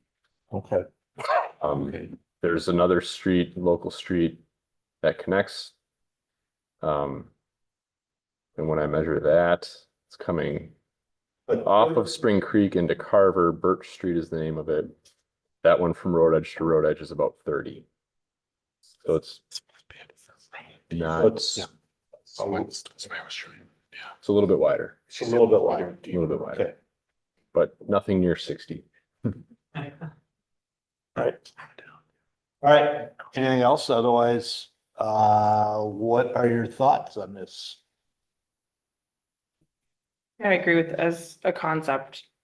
Yep. I think the provisions have been what I would say to and agree with, so. That's where I'm at. Yep, and same, there's a lot of work that needs to be done in this still. I think there's a number of things in terms of the roadways, park, mix of inventory type. Yeah, there's quite a bit, but I think that conceptually, this is the move in the right direction. All right, and are you guys Pulte, did you want to speak? I don't know. You don't have to, but you're more than welcome. I would just need your name and address. Yeah, Haley Daly, Pulte Homes in Minnesota, 1650 West 82nd Street, Suite 300, Bloomington, Minnesota. Also here is Dean Lauder, our Director of Land Planning and Entitlement. We just want to say, we hear all the comments and we know we have some stuff to work through, so we'll definitely continue working with staff on addressing all of the concerns and hopefully we'll be back soon, so. Okay, Thank you. sounds good. Thank you. All right, We make a motion. somebody want to make a motion? So I'll make a motion to adopt resolution 2024-70. Sorry, that's the wrong one. Sorry, make a motion to adopt 2024-74 approving concept plan for the England property. All right, so I have a motion by Councilmember Wong. Second by Councilmember McGraw. Again, that's adopting resolution 2024-74 approving a concept plan for the Engler property. So again, concept only, that's the first shot at it, and preliminary will be the next one, so. All right, any other discussion? Hearing none, all in favor signify by saying aye. Aye. Post same sign. Motion carries. Thanks everyone for being here. All right, next we are on authorize staff to enter in a professional service agreement with, is it Confluence to develop the master plan for Southwest Chaska? So, Mayor and Councilmember, the item in front of you tonight is one that we've been talking about for quite some time. Is moving forward with the planning process for the Southwest Chaska Community Park. This is one that we own 5 acres just south of the D.R. Horton homes that are just south of Big Woods Boulevard, County Road 44, near the intersection of Savannah Way. We purchased that property probably about, I guess about 6 or 7 years ago. And it's always been proposed in our development plan to have that be our next community park. In addition to that 55 acres of property, we've been working and have been successful in getting grants to actually also acquire the property in the Big Woods. They're just to the south of that. And so sort of an exciting prospect with that is to be able to look at how we can incorporate the Big Woods into this planning process and not just have sort of the typical play fields and things like that, but also some nature-based activities that can be there as well. So I'm going to turn over to Marshall, who led the staff or led the process of going through and really narrow down who we would recommend working with on this project. So go ahead, Marshall. All righty, thank you, Matt. Good evening, Mayor and members of the council. Super excited to be here tonight to talk about the future of this park and making some preparations to develop a master plan. And so thanks, Matt, for setting up a little bit of the context there. One thing too that I'll say that we have, been working towards and what we already know about this site is for planned amenities to include a Miracle League baseball field along with the universal design playground. In addition to the site also including a future elementary school with a parcel of land that's owned by the school district. So we are at a point where, we need to develop a master plan to understand where those amenities are going to fit on the park, but then to take that next step to really engage our community and find out from them what else they would like to see in this park and how it's all going to come together. So over the last few months, a group of staff and I have been evaluating consultants to work with on this project. We started with about 12 to 15 consultants that we reviewed internally and narrowed that field down to 5. We then invited those 5 consultant groups, which were landscape architect companies, into Chaska to sit down and have discussions with them. It was sort of a pre-proposal meeting along with kind of an interview format, so we could learn a little bit more about them, their experience. We had asked them to present a recent master plan that they have developed that they felt was similar in scope to the one we were looking at, and then had just a set of questions to ask them. From there, we narrowed that field down to 3 consultants, and we invited those 3 consultants to respond to a request for proposal that we had put together. Gave them a few weeks to do that, and then there again, this group of staff, we evaluated those proposals and came to the consensus that we would like to recommend Confluence as the architectural firm to be the consultant on this project. And then I did bring that recommendation to the Park and Rec Commission last week at their meeting, and they did unanimously make a motion also recommending Confluence as the architect.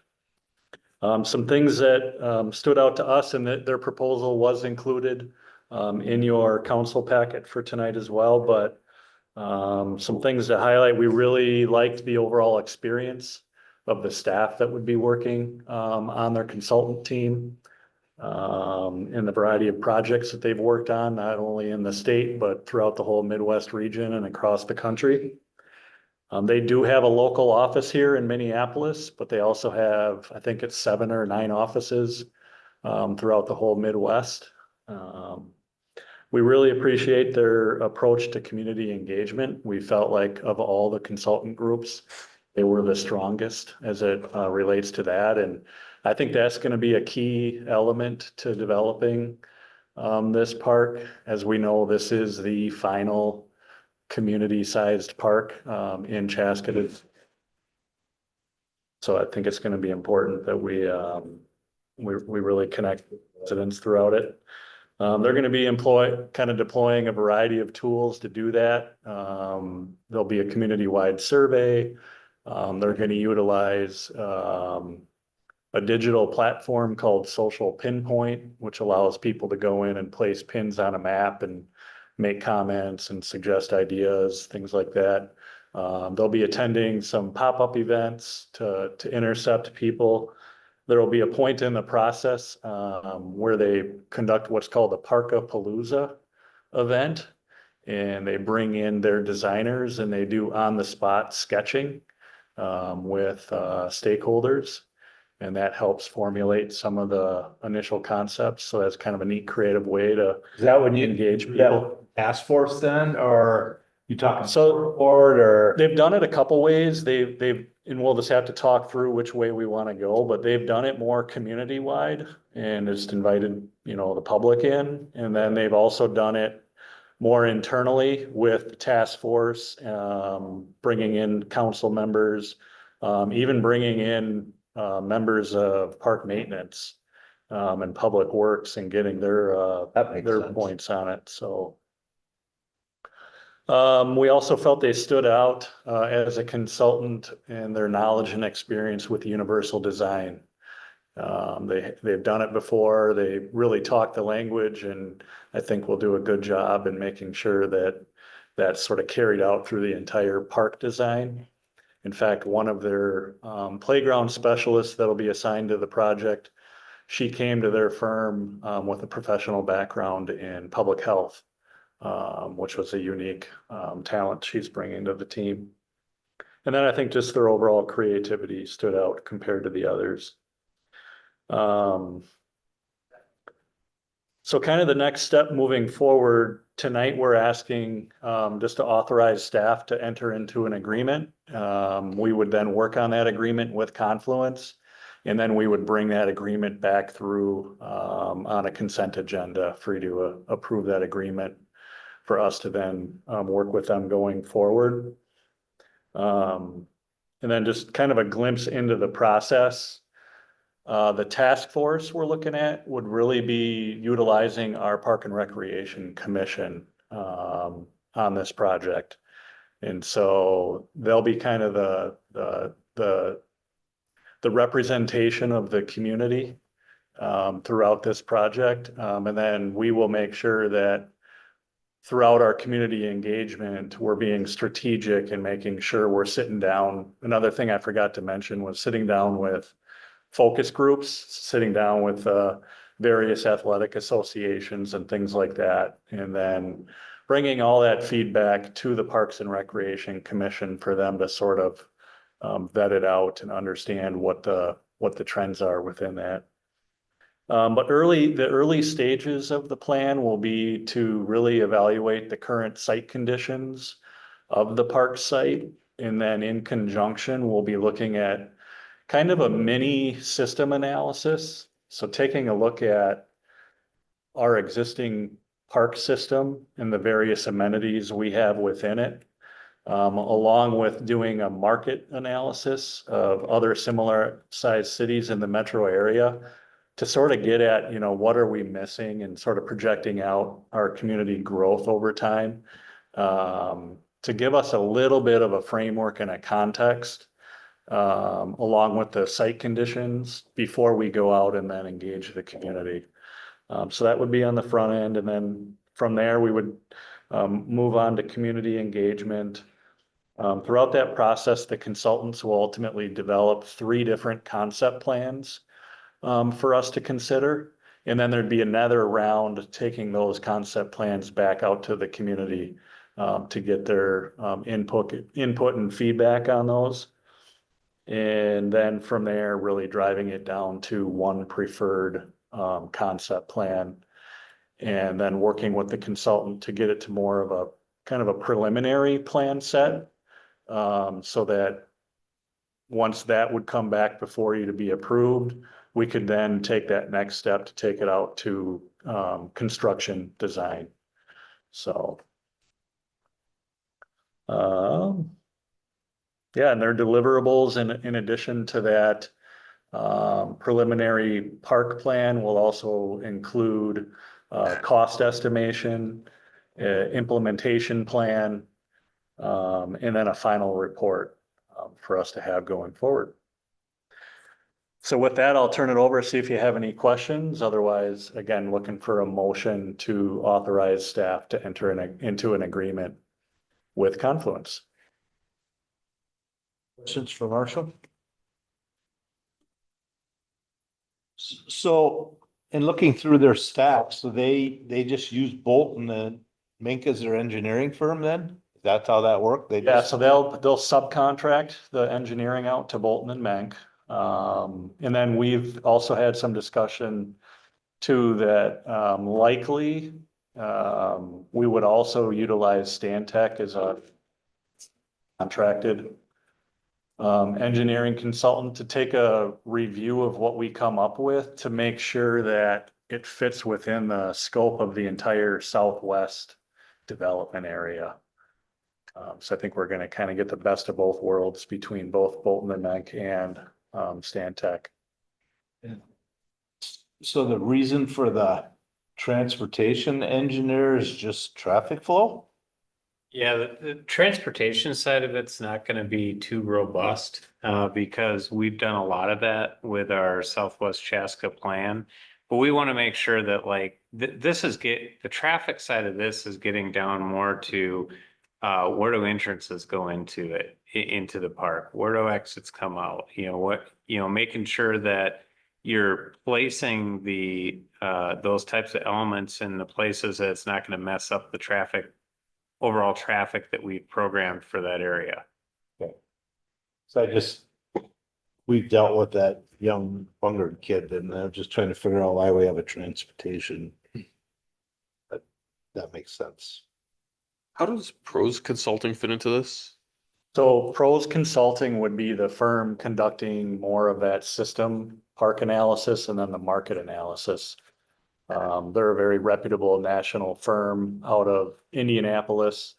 The person that would be leading it is a former Parks and Recreation Director for the city of Indianapolis. And then they've done quite a bit of work actually in the Minneapolis metro area, working with some other agencies. So it's not that they have some familiarity with this region. So help me understand like what the goal of like a market analysis is in relation to parks, because I think that we're all pretty familiar with like a market analysis to say if we're looking for like redeveloping downtown, it's like what's the market analysis for how many, what type of population and things like that would you need to support a certain mix of businesses downtown, or how many people of what demographics would you need to be able to support a certain number of restaurants, for example. What does that mean in the park context? Yes, I think it's looking at What should the mix of fields be? what the mix of athletic type facilities should be, and really kind of getting down to baseball fields versus rectangular decks. Well, not so much the playground side, but more of the athletic field It's side. the programming side. Okay. I mean, because if you go to the baseball association, they'll say they want 10 baseball 10 parks. baseball. And if you go to soccer, they want want 10 soccer fields. And so it's really saying, okay, we have 55 acres here that we have to maximize. We have a limited amount of land. How do we hit as many people in the community as possible? And quite frankly, hopefully look at ways that we can flex space, and that's not just stuck as just one End use. end use. So that's sort of the purpose of that market study. So I think looking at our neighboring cities and what they may have planned, along with recreation trends, what are maybe some unique things other cities are doing with more nature-based play or things like that. Is the Miracle Field, how many acres did you say it was? That's not a huge acreage. I mean, Is it's, that counted towards it, or are we talking about minusing that piece of it for the Miracle Field? And so it would have to fit in within that 55 Okay. acres. Oh, okay, that was the part of portion. Yeah, but I think the other thing to remember about the universal playground is it's not like the universal playground is just for the Miracle Field. The universal playground is going to be designed so that that's the main playground Yeah, for the park. So we won't be doing separate ones and sure. stuff. Oh, that makes sense. That's one more question about like the market analysis piece. So when we look at this as a community park, so the last stake we have that could be a community park for us, is the intent to have it be from a market perspective something that optimizes like engagement just within the community, or is it also meant to be a destination for community members from other neighboring communities and surrounding communities as well? Well, So I think it's naturally going to be a little bit more of a destination type park with, just even with the Miracle League and the Universal Playground. That's what I was gonna say. Some parts of it, I think, are natural destinations or those. And off of 212, it's gonna be very visible and accessible. I think the fields themselves are gonna depend on how the associations actually utilize those fields. I mean, like you told me about, take Miller Park and Eden Prairie, and you look at all of the different aspects. That's about the size of acreage that we have to work with. Is that correct? Yep. That's, and Yep. they have, I mean, there's a lot in there.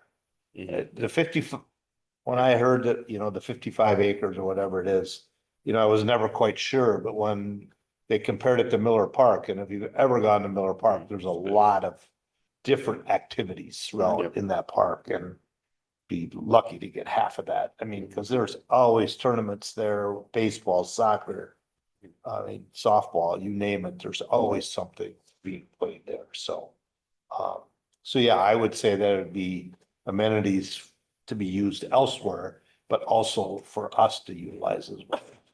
And would we be looking at any turf fields for the ability to play wet and early times of the year when maybe you otherwise wouldn't play on a dirt and grass field? I think we should, yes, just given the. Yeah, I know it's not cheap, but Yep. neither is the maintenance and the upkeep. Yeah, I mean, I would strongly, turf is going where it's going. I was just last Thursday was up at Gleason Fields in Maple Grove, which opened about 2 years ago. It's all turf baseball fields. You talk about multi-use. If you do infield, like a baseball infield, grass and dirt, you don't really got a multi-use because, I mean, you can play football in there and it's super weird when you get tackled in the sand like old Oakland Coliseum. But if you have turf, you can play football across the infield, right? So, turf is more and more parks are going to turf. I've seen, you go to the Dells, that's all turf in Wisconsin, Dells for baseball fields, even in, Des Moines area. But to me, like I said, that hits maintenance costs, cheap. It's not cheaper probably in the short term, maybe in the long run, but that really opens up that multi-use because again, if you put a dirt infield or a grass infield with dirt, it only kind of has a couple uses. That's a big open turf. Now the color changes of the turf, right? Usually you like brown turf for infield. Doesn't really matter for lacrosse or soccer or football. You could use those spaces much more and you solve it's dry and the ground is hard as a rock situation, or it's wet and it's too wet. It's more of the dampness and unable to play and. Yeah, the other comments I'd have, and this isn't about the consultant, but I'm just going to share it because I'd like to, have input in that area because it's across my street and I'm passionate about baseball fields. I spend a lot of time at baseball fields in summer. Pinwheel design, I just will say pinwheel design, spread it out, right? Example I just pulled up because I was there last week. Northwoods Park in Brooklyn Park is a kind of an interesting similar area. Has a miracle field and has 4 baseball fields and has a soccer field next door. But they really cramp the pinwheel in, right? So you think of pinwheels like the fields are all around in a central core. When you get those, space issues becomes, but a comment like, it's never fun to feel like you're a moment's notice from being hit from another foul ball. Right. It's always like that. So there's an example. That one was really close. Man, I would like to know, I mean, you probably even have connections though. The ponds in Prior Lake spent a lot of money to build that space. And then this last year, they moved all their fields out from each other because they were tightly packed in there.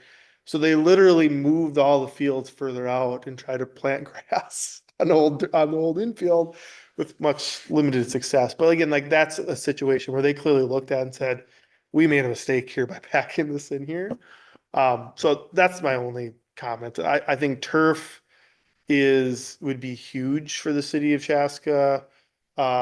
You certainly I think you'd get a lot of approval from all the associations, because I said, I think you just get that multi-use piece. Sounds like we have a council liaison. Yeah, well. I was gonna say, we don't need the Confluence, we have Councilmember Grau. I tour a lot of, I tour a lot, space, like I said, but Miller Park's a good example. They have a pinwheel, but they also have some fields separate. As an example, they have an aquatic space with a playground and a wet space. It's done nicely, and then you zone your parking, so you can be close to the activity you actually want to be at. I right? like how they You're not spread out the walking parking. 1,000 miles. You know, that's nice. You kind of weave in there like, oh, I'm going to this space. This is my parking lot. I'm going to that space. So You go in there and they just list field numbers. Everything's by field numbers and you know exactly, well, you gotta know the field Wait, number. not finding it. But you can certainly, if you know they're on field 3, you know where. I to know go. we're way ahead the feedback portion of it, but I wanted to share that because like I said, I had to look up the name. I was just there 2 weeks ago and the fields are great, but that Northwood Park in Brooklyn Park, you are packed very closely into a pinwheel and it's just, you know, someone always will get hit and that's not a fun experience. So, but excited. I will just say excited. I probably, you talk about traffic questions and speeding. I get a lot of my neighbors asking, when is the park across the road gonna be built, right? Like it's been there. The sign about lighted fields is still there. People see it all the time, but it's exciting because They'll still have somebody come and say, what? it'll be me. A I'll do lighted it. field? I'll do it. But yeah, I just excited to see us taking that stuff forward because I think you look at all the houses that have come since even when I purchased it 6, 7 years ago now. There's a lot of people and a lot of anticipation for that area. And then I do think to your question about destination, softball tournaments, baseball tournaments, the association, soccer tournaments, people will come into the community and, you know, visit other places, right? Sometimes I think they're very strategic. When I was in Brooklyn Park, my son's game was 9 in the morning and 3:30. Yeah. So I hung out in Brooklyn Park the whole day. Went to a restaurant, right? Because I'm not driving home with that, but it was, you know, you end up staying there and you find little places and so it's good stuff. Good regional tourism. So, couple questions. Financially, was the cost similar to the other two consulting groups? Yeah, there actually was not a significant spread in cost between the 3 consultants, so that really didn't even come into play in terms of the I had no idea. recommendation. No idea, and I just was, and then second question. Perfect world, if everything went together, when are we looking at like this project seeing dirt moving? Probably, I would say spring of 2026.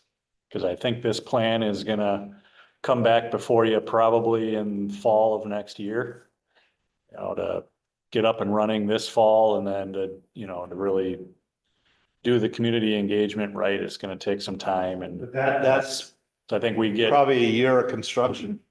yeah. Yeah, well, By the time you add growings, well, depending. depends if it's turf. Yeah. Not everything's gonna be turf. No, I and don't think everything should be turf. No, and But I think- I mean, certain components of the park can be done, you know. I'm sure First. you're gonna put in pickleball and, you know, and stuff like that. I would be surprised if you didn't.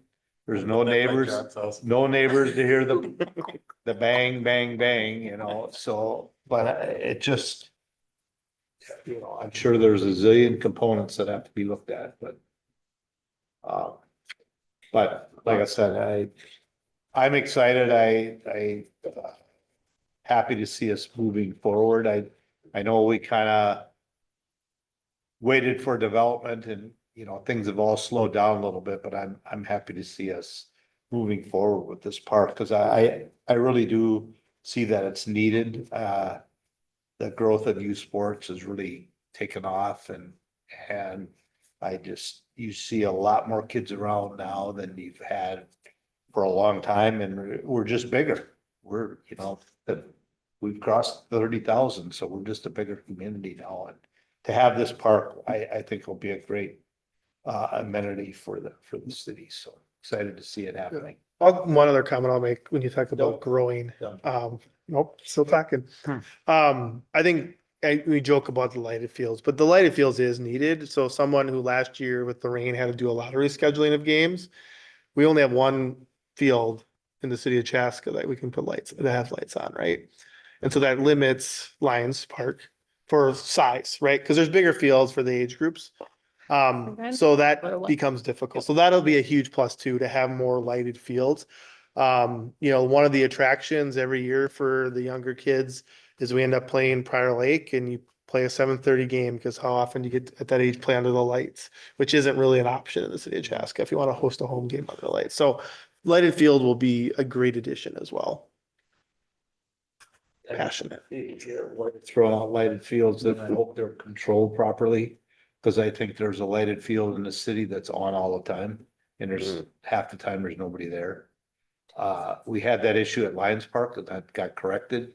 I think we need to do that at Sunset. Yes. Yeah, we should be able to have the ability to incorporate that into technology, so. Yeah, I mean, that the coaches have a code or whatever it is, and they're timed or whatever. I hate to say timed, because if you, all of a sudden you're in that last inning and whoop, the lights go out, I like, we shouldn't have to worry about that in that location. But I think that we need to be wiser in how we allow the lights to function and operate. And we're getting down to the nitty gritty stuff, and we still need I to be up started, here. it's my fault, sorry. I know. That's exciting. All right, anything else for Marshall? Any other comments? So then we're looking for a motion to enter in professional services agreement with Confluence. So moved. Motion by Councilmember Grau, Second. second by Councilmember Wong. Again, that's authorizing staff to enter agreement into a professional services agreement with Confluence to develop a master plan for Southwest Chaska Community Park. Discussion. Hearing none, all in favor signify by saying aye. Aye. Post same sign. Motion carries. Thanks, Marshall. Thank you. Thanks, Marshall. All right, we move to 8C purchase agreement for future MSB site. Mayor and Councilmember, the item in front of you tonight, this item is in relation to our next building on our building improvement program, which is our municipal service building. The municipal service building houses our public works, which is streets, parks, stormwater, mechanics, and building maintenance division. We have our sewer and water in there, and we also have our electric department. At the same time, we also have cold storage, outside, I guess, yard type material that like dirt and gravel and class 5 rocks, salt, sand, etc. Right now, our building is about 48,000 square feet.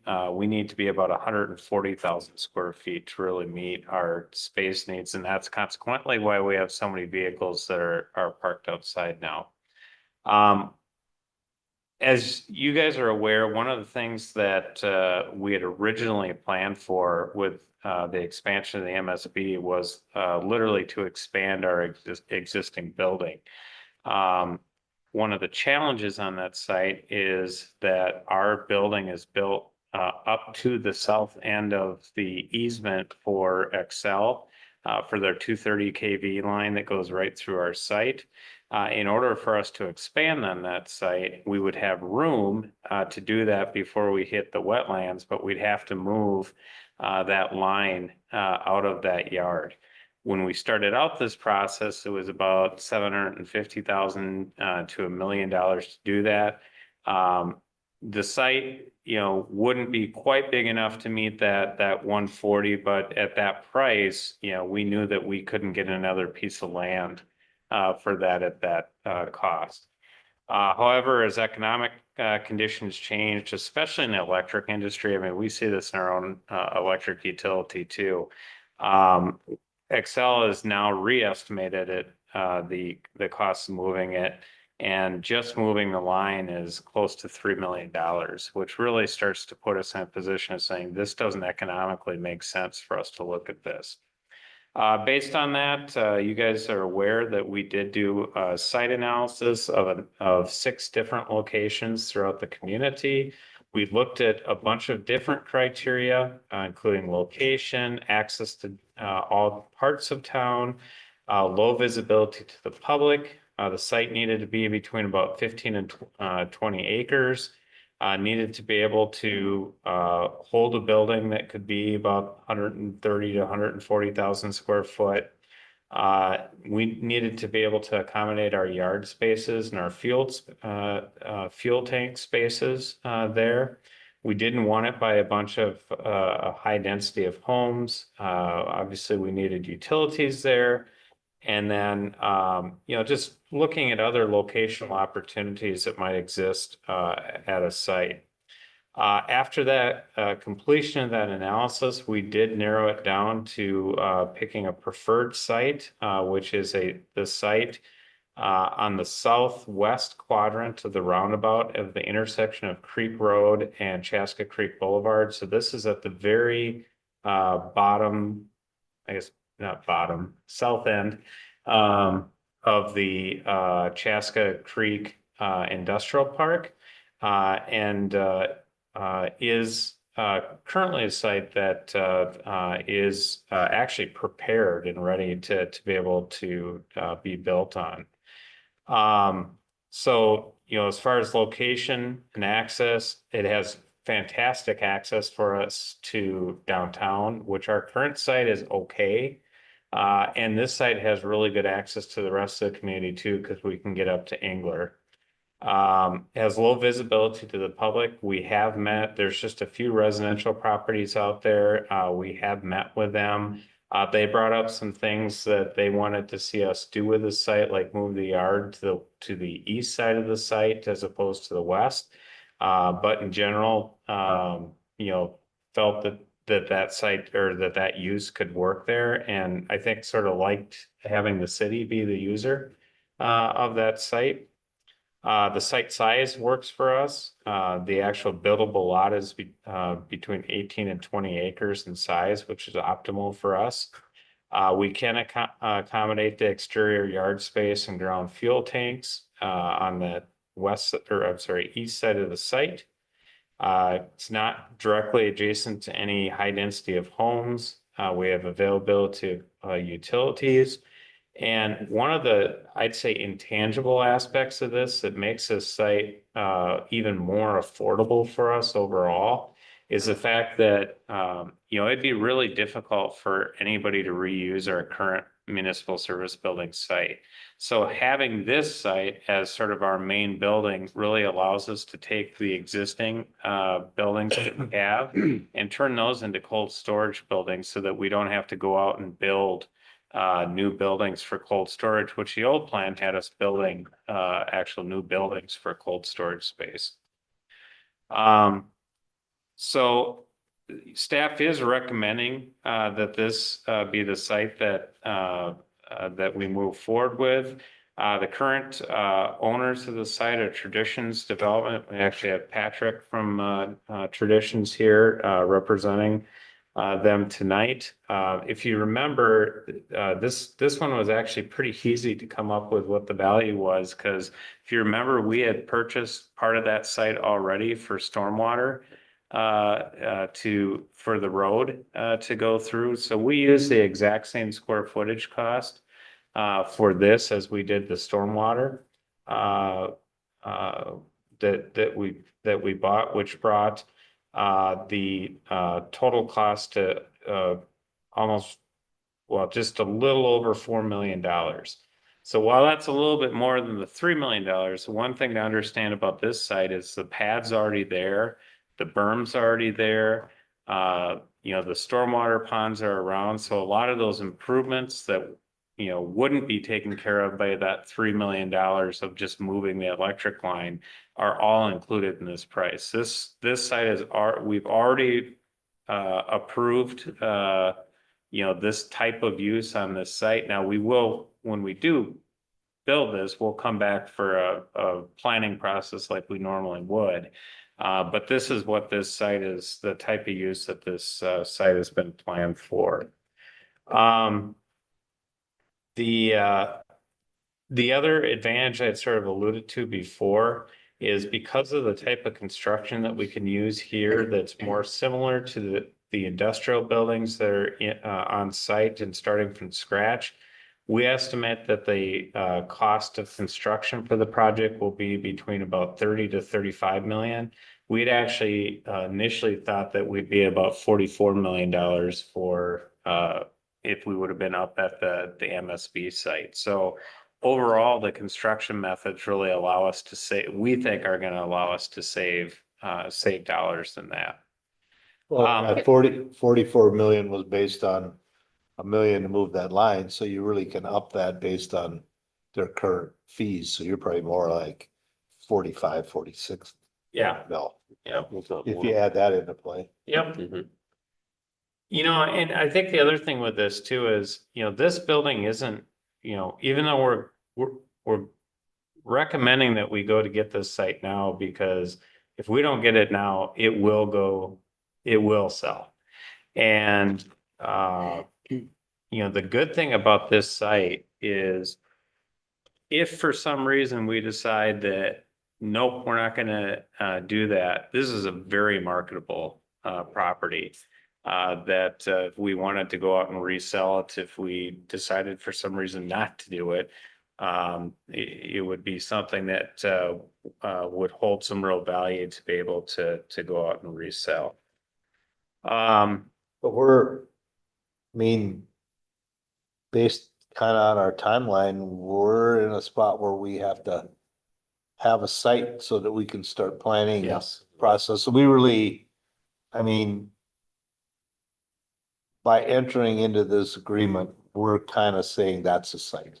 Yeah, one, that's what we'd use for planning, because the time schedule would be that just like when we started the public safety building, we'd be starting the design process in January. To actually, even though it's not being built till 26, we'd be designing it starting in January, and use a process very similar to what we used with the Public Safety Center, where we brought representation from each of the departments to really talk about how we sort of make sure we meet our needs in this. So yeah, we don't we don't build on it till 26, but we certainly would be using it for planning. So the Oppenham buildings, when they were built, I remember we had to do like, was it the helical pilings and stuff for the, because the soil conditions weren't like super great. So those are pretty expensive. Is the similar conditions in this site? The soils have been corrected on this site. So Okay. there's a pad that actually would fit our size of building that's been already been corrected. So which means that we would not need to use those pilings, or I that's don't unlikely. believe, Patrick, unless I'm wrong, we shouldn't ever have to use pilings on that site. The soils have all been corrected. Yeah. Okay, good. Yeah. Good. If we move over to doing this site for the future municipal service building, and I know you spoke of cold storage at the existing site, is there any upgrading that would be as part of the municipal service building plan at the old site?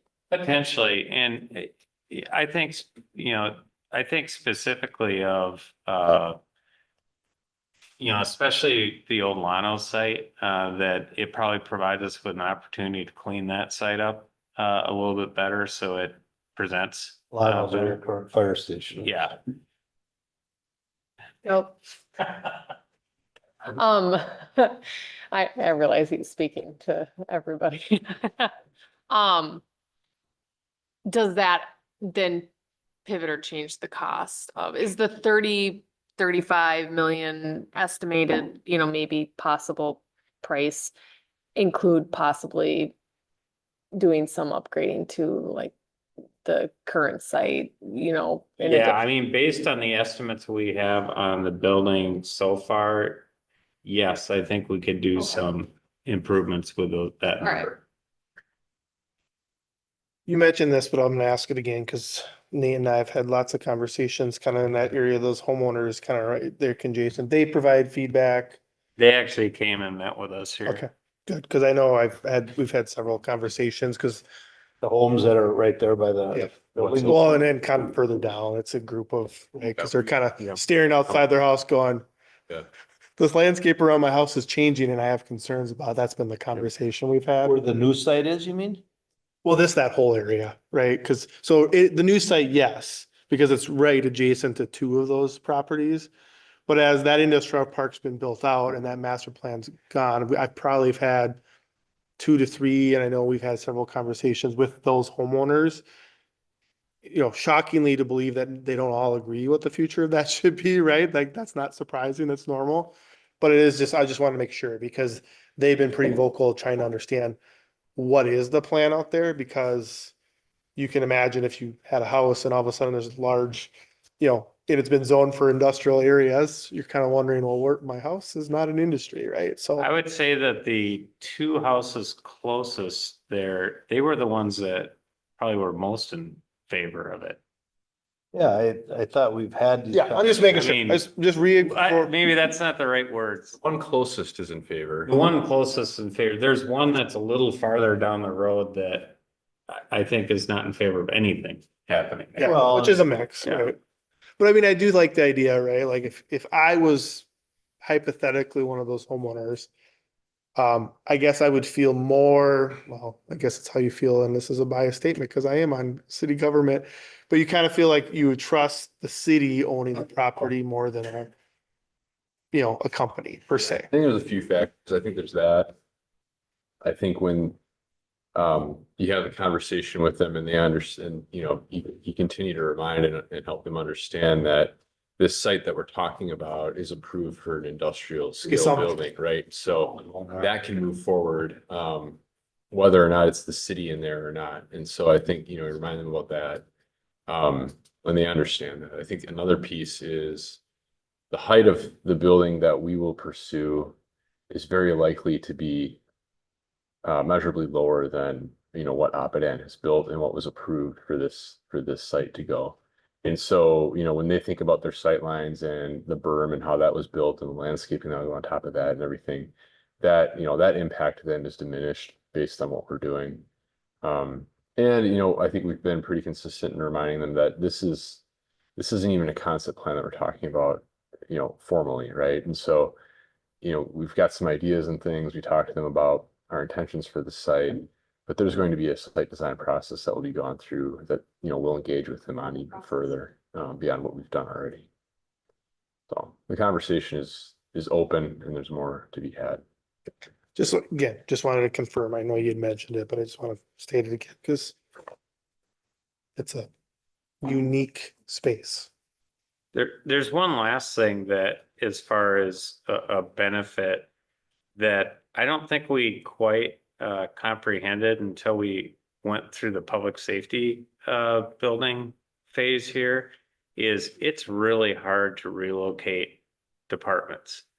And if we had to relocate everybody in the MSB or a good portion of the MSB at any given time, that would be tough. Everyone take a truck home. Yeah. You're talking like temporarily relocate, not because I'm like, well, we'd still be permanently relocated. No, this is, you're talking about it's Yeah, we're been, in the yes, same building. okay. we're renovating. At first I was like, where are you going with this? Because that still would be happening. Okay, But Yeah, yeah, that's I mean, true. it significantly simplifies that issue. Yeah, because they can continue to operate out of that space. Yep. I know you speak about that the end use, or that if we do move the building and the current building, it would be difficult to resell it, to have another person in there. Not necessarily the building. A lot of times what happens is you see sites get redeveloped. Yeah. And so you might have a housing developer that goes through and says, well, I'll buy that site. I'll tear down the buildings and I'll put a redevelopment in there. There is a lot of things that are restrictions in that site. Because the power lines and Power lines, wetlands, soils. I mean, there's all kinds of issues in that site that would make it really difficult for a private user to reutilize. Well, and I think, ultimately having that site, obviously the relocation's huge. But in some senses, we might not, we're not building as big a site as they recommend because now we have that extra space that's already there and could make the Lotto site even available just for sale altogether. Yeah, I mean, that's sort of the thought is we might go through this process and say, you know what, we don't need the Lano site. You know, maybe we end up utilizing that like, you know, I don't think anybody here except for me remembers this, but at one point in time, we actually owned and sold those 3 houses that are those older houses that are across from the MSB. You know, you could have houses continue like that, you know, down that road if we were able to just say we don't need that site anymore. My curiosity is, you know, if there was a different end user in the current MSB site, you know, that was very different or a lot busier, you know, what kind of impact does that have for those homeowners Yeah, across the yeah, way? yeah. So,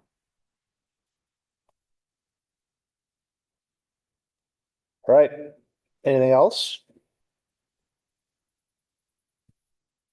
Well, we'd be looking for, if someone wants to make it, would be a purchase agreement for the future MSB site. So I'll move to approve the purchase of Block 1, Lot 1, Chaska Club West Industrial Plat for purposes of future municipal services building. All right, so a motion by Councilmember Wong, second by Councilmember Hubbard. Again, that's a motion to approve purchase block 1, lot 1, Chaska Club West industrial plot for purposes of future municipal services construction. Authorize city and mayor and the mayor and city administrator enter the purchase agreement with transitions development. Initiate the transaction. There we go. Discussion. Hearing none, all in favor signify by saying aye. Aye. Post same sign. Motion carries. Thank you. All right, next we move. Adopt resolution 2024-71, adopting the proposed 2025 maximum property tax levy. All right. Look at Oh. this. I actually did that myself. Nobody had to help me. Your tax levy, you're gonna have to Turn the calculate. screen the yellow cost or- of the Screen that's failing on. Yeah, boy, that is it's getting pretty yellow. Yep. All right, so I'll try to go through this relatively quickly because you guys have seen it a couple times, but also just recognize that this is the first public meeting that we've had this out there, so I want to make sure we get this out. So each year we go through the process of setting our preliminary tax levy. We have to do that by the end of September, so by September 30th. And the reason for that is whatever tax levy we set as the maximum levy is what the county then will use to put on the truth and taxation statements, which go out usually about the 2nd to 3rd week in November to indicate what impact it'll have on individual homes, but then also to notify them of when our truth and taxation hearing is, which is actually December 2nd for us this year, a little earlier in December. But this is, at this point, this is saying the preliminary levy, whatever we set today, we're not allowed to go above it, but we're always allowed to reduce it. So I'll start with where we've been. So these are our budgeting objectives that we work off of. We want to support programs to help strengthen our mission of being the best small town in Minnesota, maintain our existing high quality service levels, fully fund the maintenance and replacement of vehicles, equipment, and physical assets on a regular schedule. Fund new programs only after existing necessary programs are funded. Develop a long-term budget plan that's sustainable to support service levels residents expect. Fully fund the needs of our street reconstruction program, and then budget utilizing a plan that avoids the drawdown in our reserves. So our tax levy policy is something we've had for about a decade now, but it's to limit tax levy growth to capture new growth in the community, so that new construction, make sure that we're capturing, making sure that the new residents are paying their fair share, and expenditure inflation. Only increasing the levy beyond this point if new service levels, assets, or initiatives are being added. So the base, sort of our operational side, is new growth plus expenditure inflation. Anything beyond that is if we add a new program. So last year at this time, here are the things we are talking about. We were talking about, continuing with our tax levy policy, continuing with our CAMP program, which is our capital asset maintenance program, which is $1 million a year. It was the final year, or this current year is our final year of implementing our staffing study. It was our second year for 2024 of implementing the dollars for our building improvement program. And then we talked about building our general fund reserve balance. We budget, and we continuing to budget this year $300,000 annually. We've been doing that since 2021, and we've since 2020 brought our fund balance up from 1.9 million up to 5.5 million. So we've definitely made some strides in that, which helps. What's that magic number again? 40%. So that would be what? Well, whatever 40% of $28 million is.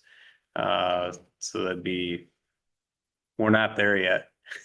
It'd be closer to probably like $9 million. Okay. Yeah. Where are we now? So this is just local government aid. We're not getting any. Talking about this. That's the last one. I just wanted to drive you nuts one more year. I'm gonna retire it with you. Sounds like we're gonna give you a plaque with that slide. I'm gonna push As that. your- Chris Schultz is A scarf cringing right that now. says He's hearing LGBT. I know. I like that idea. Plaque with that on. Yeah, we'll have a slide. That's what you'll get. We should name that slide after And a Matt, cake actually. shaped in the letters. In the letters in it? So when Matt retires, that's what's gonna be on his cake. LGA. The LGA slide. Yeah. All right. LGA 0. Yeah, That's this all- exact That's how much slide. we'll also spend on his Yeah. party. Yeah, take it, Cake and- print it, yeah. Exactly, Perfect. yeah. Great. Population growth. So 2023, our population is just shy of 30,000. So I'm sure we're over 30,000 now. Yeah. and We're it- over in yeah. 23. That thing I got from Met Council. We're over now. It depends on what projections you look at, but we'll say we're over 30,000 now. But we do, you can see here that we obviously do plan to continue to grow. Our population, we anticipate, is going to top out about 36,000 people in 2040, which will be right around 15,000 homes in the community. That was weird. Building permit revenue growth. So this is one that we've seen very dramatic growth in the last 3 years. Last year, we got up to about $3 million, which is 3 times higher than what, well, I guess, when you look at our average is tended to be right around $1 million, except for during the years just after the recession, where we did see a dip below $500,000. But I guess the message here is that we're seeing growth and construction continue to be very strong. We're over 100% of our budget right now. A little less than 42% of the year remaining, but we've continued to see permits come in. And as we look to next year, we don't really see it slowing down much. We've talked to a couple of industrial developers that potentially see buildings coming online next year. And we know that the housing starts are going to continue. So I think, while I don't think we'll see $3 million, I do think we'll continue to see growth in our permits. This one, to me is a really interesting slide. First of all, we saw a 6.73% increase on the bottom right-hand corner in our overall market values.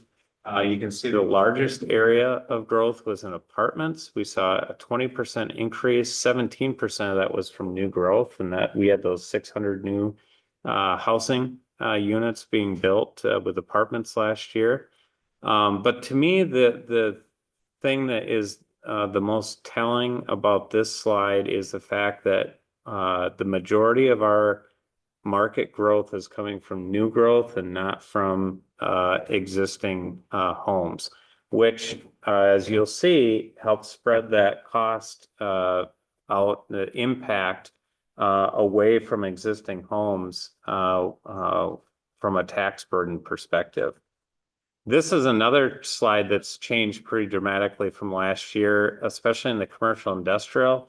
Last year, we saw only 9%. This year, we see 15% coming from commercial industrial properties as far as the distribution of market values, which again, just the fact that there's new growth that we have to spread to, and also commercial industrial, both of those things have an impact on shifting the tax burden away from existing residential properties. Market value history, this just sort of shows where we've gone. You can see in 2022, we saw that pretty big jump. That was when we saw a lot of homes in the community because the housing market was so hot, went up by 15 to 20%. But we've seen pretty steady increases since then. We haven't seen any big jumps like that. New construction, again, you can see new construction is really sort of dominating the latter half of the graph. But this also shows that even during those rough times during the recession times back then, we still saw new growth, which means that we had more services to provide, which costs more. This is our electric fund transfer. And before I forget, Andrew Romine just got this over to me just a couple of days ago, but we always do the annual comparison with Excel. And last year, I think we were like 7% less.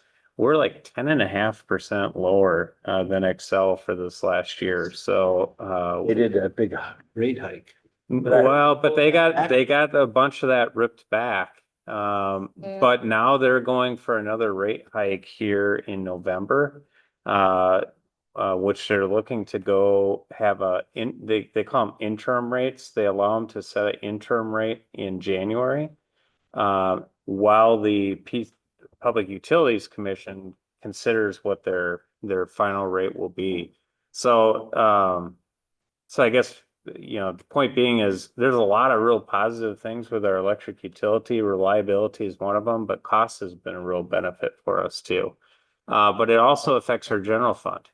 So you can see we have close to $5 million or a little over $5 million in 2025 that will come from the electric fund into the general fund with our 10% transfer. Some of the key environmental factors that we're looking at, certainly population and households and continued growth, development.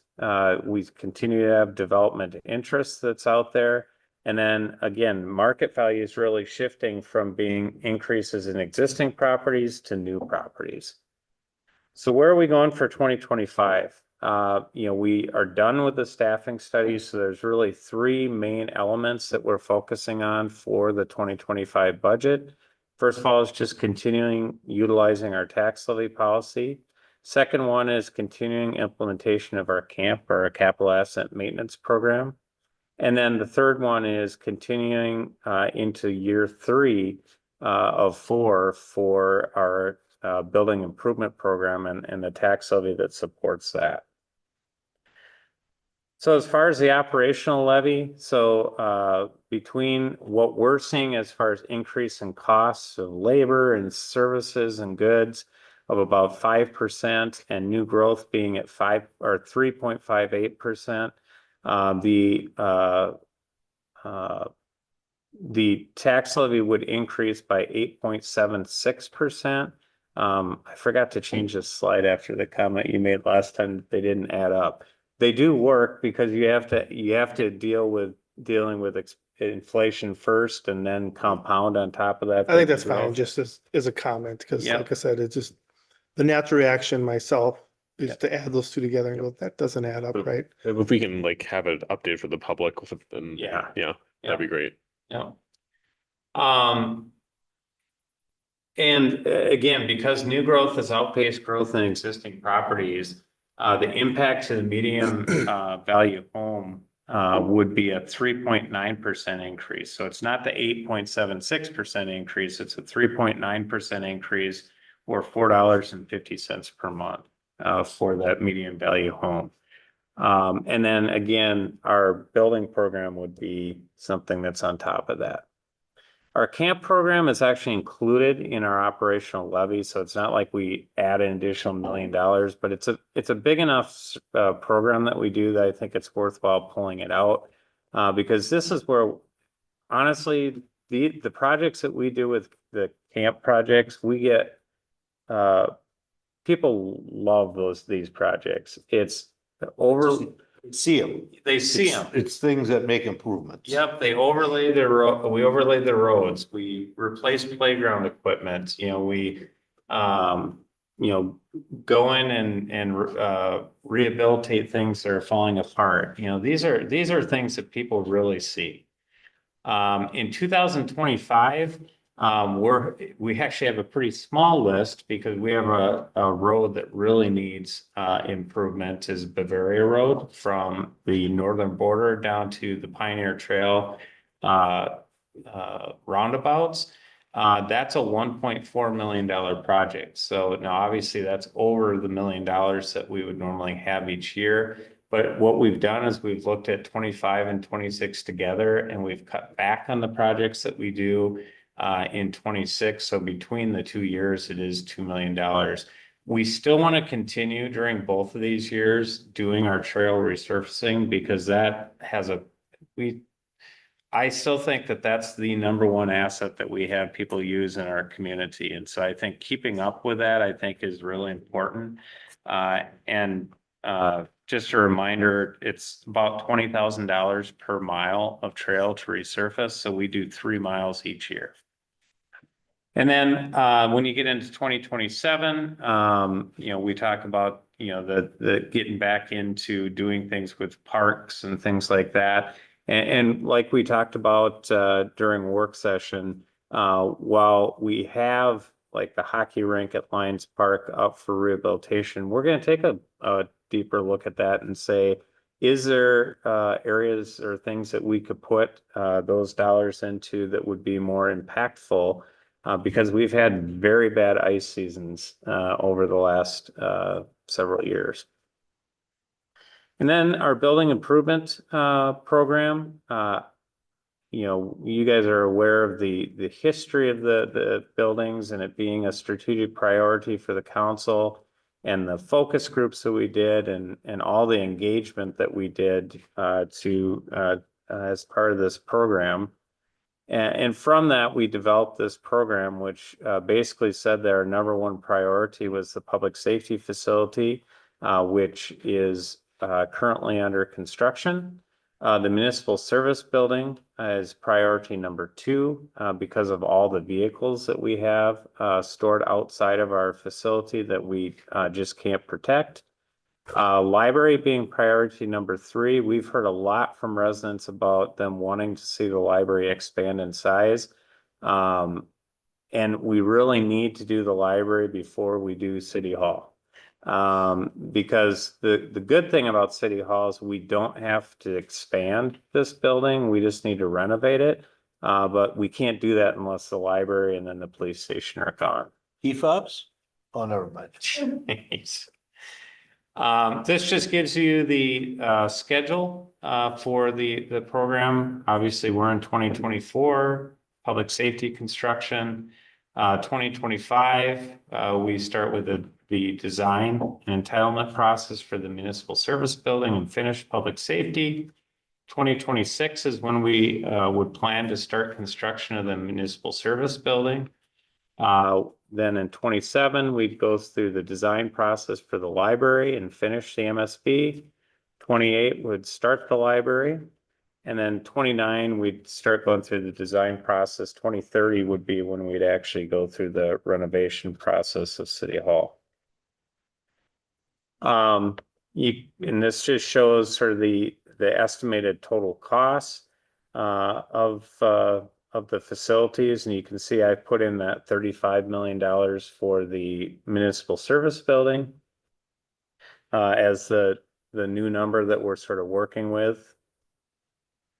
And then this really talks about sort of the impact of, so by dividing into 4 years, I'll page up here.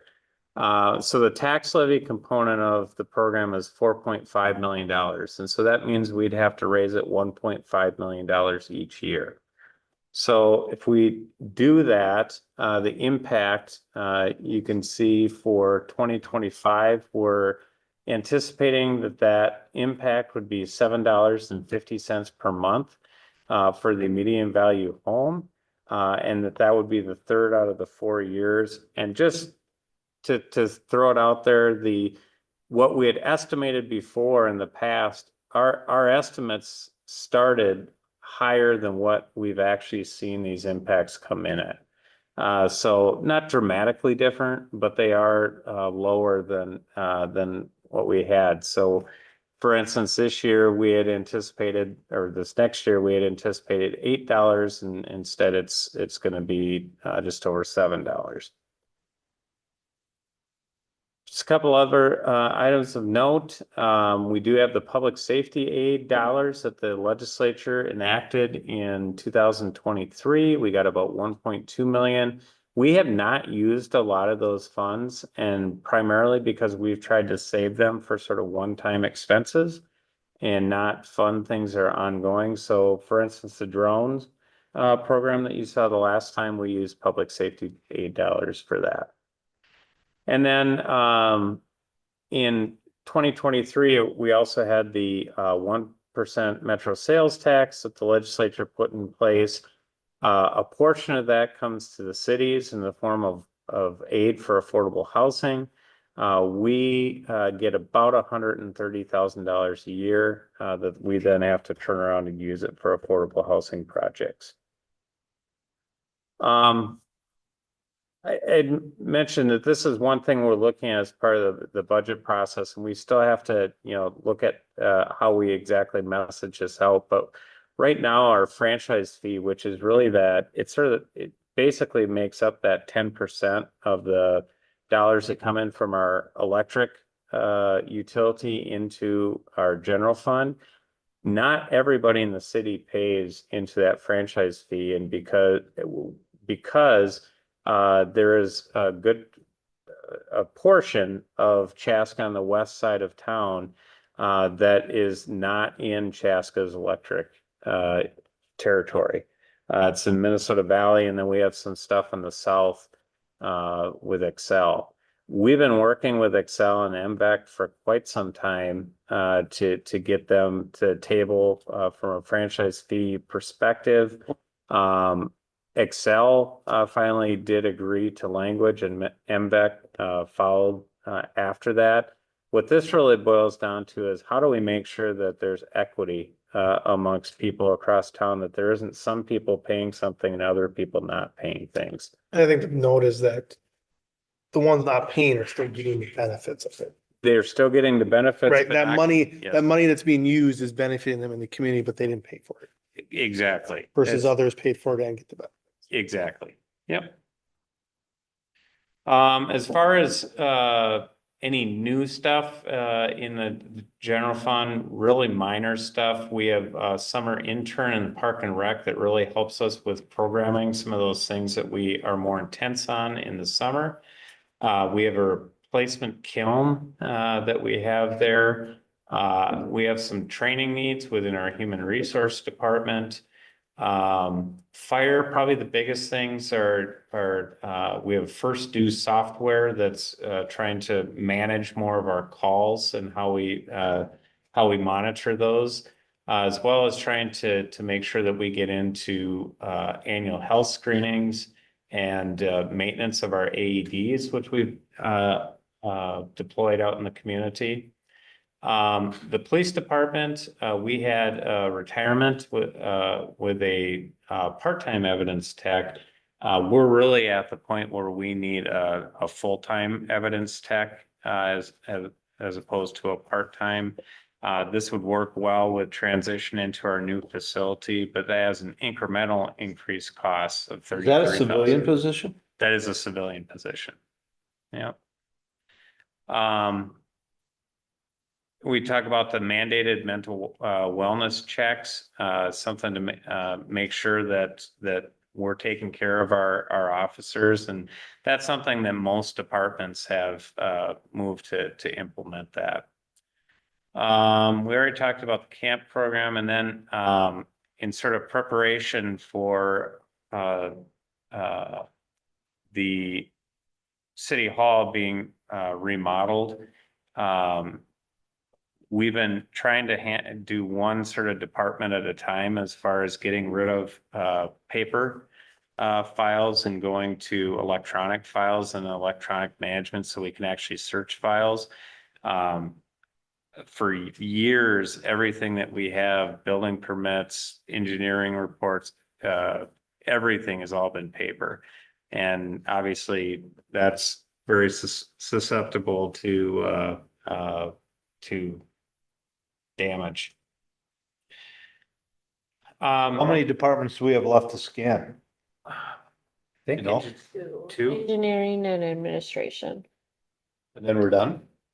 Well, kind of on this We're side never of City done. Hall. yeah. And then as we scan now, that stuff's all getting shredded? Yeah, that stuff gets shredded and then we work then to get it into a management system so you can actually search it and stuff. Yeah, so the whole goal is before we actually get to the point of remodeling City Hall, that we don't have, I don't know how many people have been in the basement, but our goal is that we don't have any of that stuff left when we get to the point of actually remodeling, because for us to spend money to store that amount of stuff, it doesn't make sense.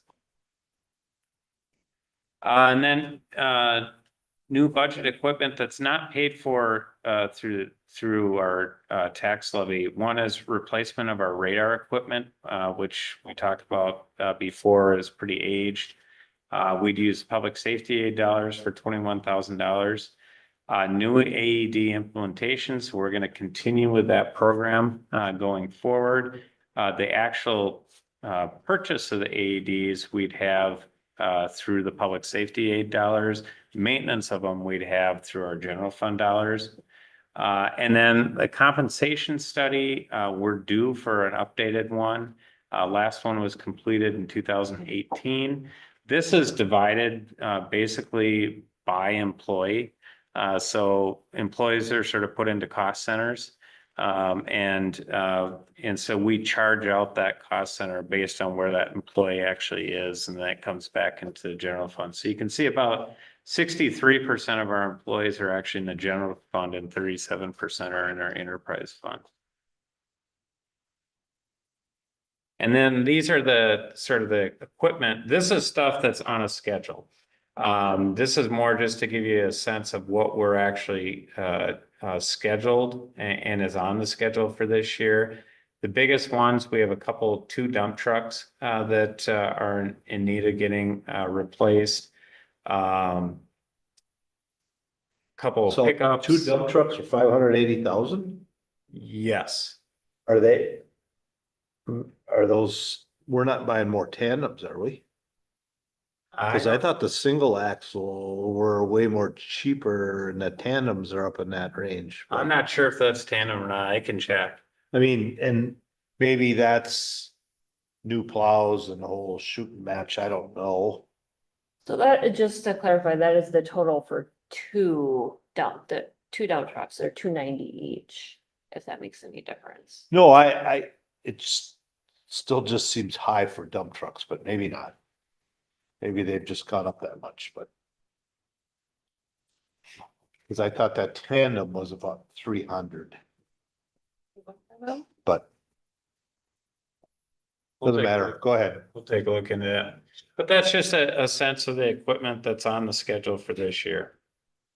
Oh, just a couple other ones too. Oh, these are actually new growth ones. So we have a tractor in Public Works, a trailer, just because of increased area that we're maintaining, and we have one marked patrol car.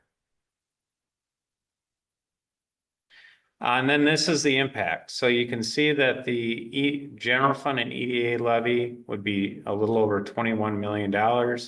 It's an increase of 15.88% from an overall levy perspective, but the impact is not that. The impact on a median value home would be 10.44%, which is $12 per month or $144 per year. $54 of that increase goes to our baseline services and $90 would go to the actual building program. You guys have seen sort of the breakdown of dollars of the different entities and where that goes. And then this is just another sort of just historic look of sort of showing how we've implemented our building program. The dark whatever color it is, purple, or is the building program being added on to our tax levy. Going with purple. I don't know. It's like hued with yellow and. I look at your screen to see if it was a different color. Yeah. And then this shows where we fell in 2024 compared to the 84 cities in the metro area. So we fell number 62 out of 84 cities, which puts us at 76%. So we're within the bottom quarter of tax levies per capita, even after 2 years of implementing the building program. And I think some of that is a lot of cities are, I mean, as I have conversations with other city managers out there, there's a lot of cities who have sort of grown up about the same time that we've grown up and are running into maintenance and, needing to deal with things at very similar times. I mean, Chanhassen is a good example. They're building the new city hall right now. So, I mean, it's, so it's, we're seeing it with a lot of the sort of the, similar type cities.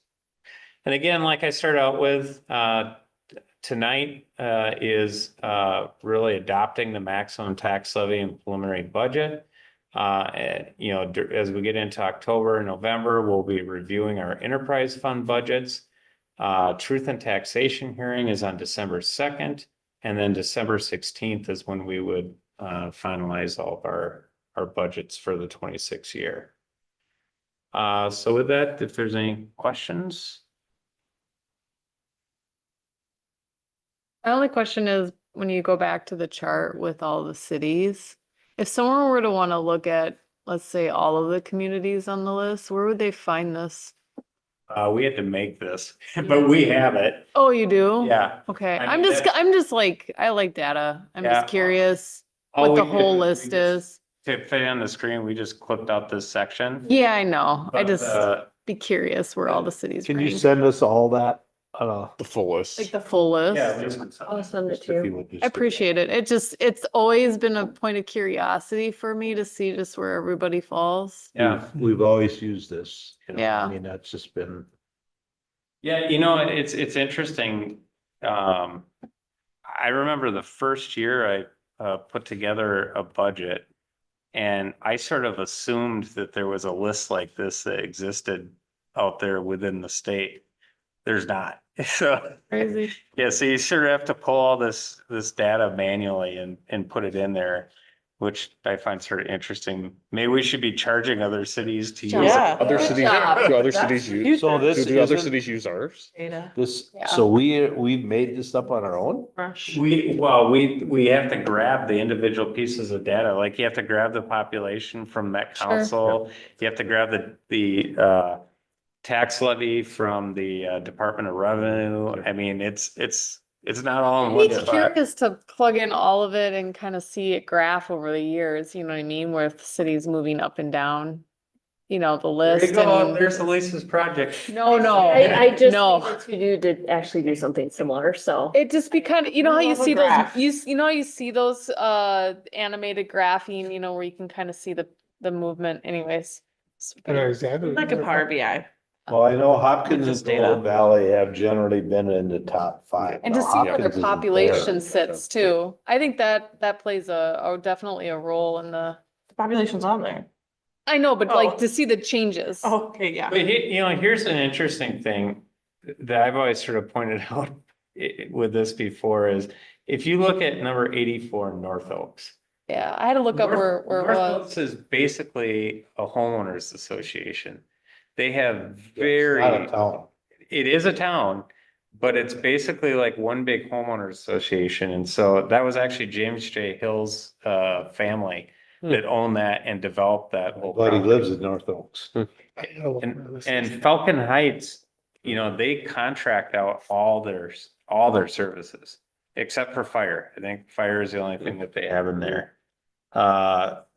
You know, Lauderdale is very similar, you know, contracts out. So when you look at some of the lower ones, I would argue that they're not getting the same level of service that we're getting in Chaska. Interesting. Other than White Bear Lake, they're all smaller agencies. Yeah. And a lot of them, it is they are contracting the county for a lot of the services they get. White Bear Lake, they've always kind of been in that spot as well. And I don't know, I'm not sure how they It's insane. can do that populated, like- you know, they're very similar to us. Yeah, I don't know if they have any other Yeah. revenue sources. I You mean, like, think about that. They're like 12 million Except for like or 18 million. the apartment, the mixed use in town. so here's an interesting one. Circle Pines they don't have their own electric utility. They have their own gas utility.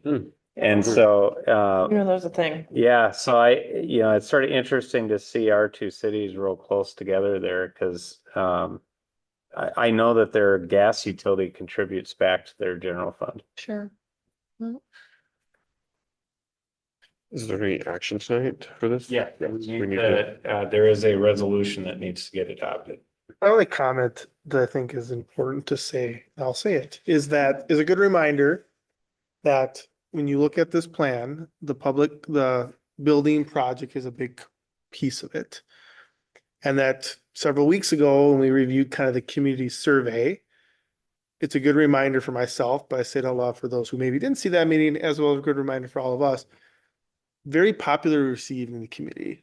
So, you know, I think sometimes, well, not sometimes, the last 2 years at this time of year, voices come out because nobody wants to pay more in taxes. And I get that. And I understand that personally understand that every person's impacts them differently, right? The number on the chart says the average house is this dollar, but that dollar, you have to have the average house. Otherwise it's going to vary, right? It impacts you differently. But I also think it's a good reminder, and it was really appreciative to see the community survey results of supporting of the program. You know, if taxes were going to go up, here are the things that I would want to see, and it really supports that building plan. So again, just want to say that meeting and that survey is available, because I think it's just important to remind ourselves that there is very strong support in the community for the building plan. Piggybacking off of Councilmember Gross statements, is the city going to be doing any sort of communication in regards to the community survey? Like pointing out certain elements of it to kind of help, point people towards it? I don't know if really the general public knows that even. Yeah, no, we will be doing something with that. What we typically do is we'll pick out different topics and we'll do them in sort of bite-sized chunks as opposed to throwing everything out there at once. Yeah. That's how we've done it in the past. And I think a really good Curious. early chunk right now would be the support around the building plan, right? Because I think, again, it's that time of year where people become very focused and, you pick up a newspaper and the headline just says, this city proposes this percent, and how many people read into the details of that. So, Especially because we're like right on the cusp of double digits again.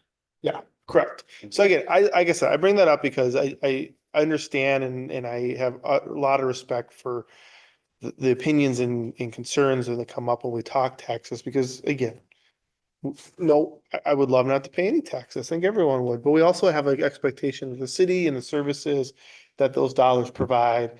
And the other piece is, getting a high value of return in that tax, which again, the survey, demonstrates that people do feel that there's a value, they're getting a value out of it. So I like to bring that up just because it's that time of year where there's a sensitivity to a percentage, but not necessarily always a deep understanding what that percentage is going to. I think another thing that I didn't realize till I sat in the seat, because I think it's easy to sit on the other side of the street. I think either way, there's gonna be things you didn't know. And I think one thing I learned through this is just how much of a balance there is of trying to do things at the right time. And I'm not saying that everything's always at the right time. Like, could these buildings have been done sooner and that would have been great? Probably, yeah. But I think too, what I appreciate is the amount of time that's been spent and thought that's been put into trying to capture some of the growth we have going on right now to lessen the impact. And that's hard to show in a slide deck, right? To say, if we didn't do this now, this could be the impact. And Right. with those kind of unintended consequences of, could this cost 4 times more if we waited until we were a fully built out community, and we'd have to watch maybe our services suffer a little bit along the way, but at least, you could spread the impact out over the next 10 years. And I think that's what's hard to put in a deck of slides, is because we've now watched this deck for 3 times this year, and probably up to, I feel like it's probably my 50th time now over the last 6 years. Waiting for you to switch the template up. Right. Slide template. Right. But it's Throw some, really question Q&A at us just to Yeah. make sure we're. something like the building program. It really is like grabbing it at the right time. And that's when I talk to people and taxes do come up. And I'll tell you that it's probably one of the things that come up least. A lot of times we're talking about spending or Invited ball community fields. center Yep. or Downtown. downtown business in general, all of those things, taxes usually come up last. But when I do get to talking about it and I talk about our community and how many amenities we have, where we fall on that list, and why we're doing the building program now to capture the growth and how much that adds in, and that while I don't have a number to assign it, it could be a lot more if we just kept waiting, and probably would be so much more if we didn't get to capture this growth and do it now while we kind of can and are in a good spot. And so I think that's important to understand, is people will write things on Facebook or Instagram or social media or in a paper or in a blog, and that is a small snippet of the overall picture. So I just encourage people that the best place to talk about this is to one of 5 of us.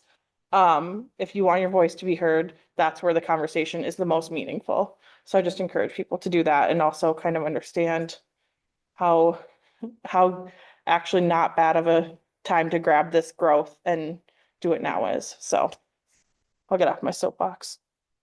It's a great soapbox. Yeah, I'll piggyback on that. I've had a lot of conversations in the last month here in regards to topics in the city.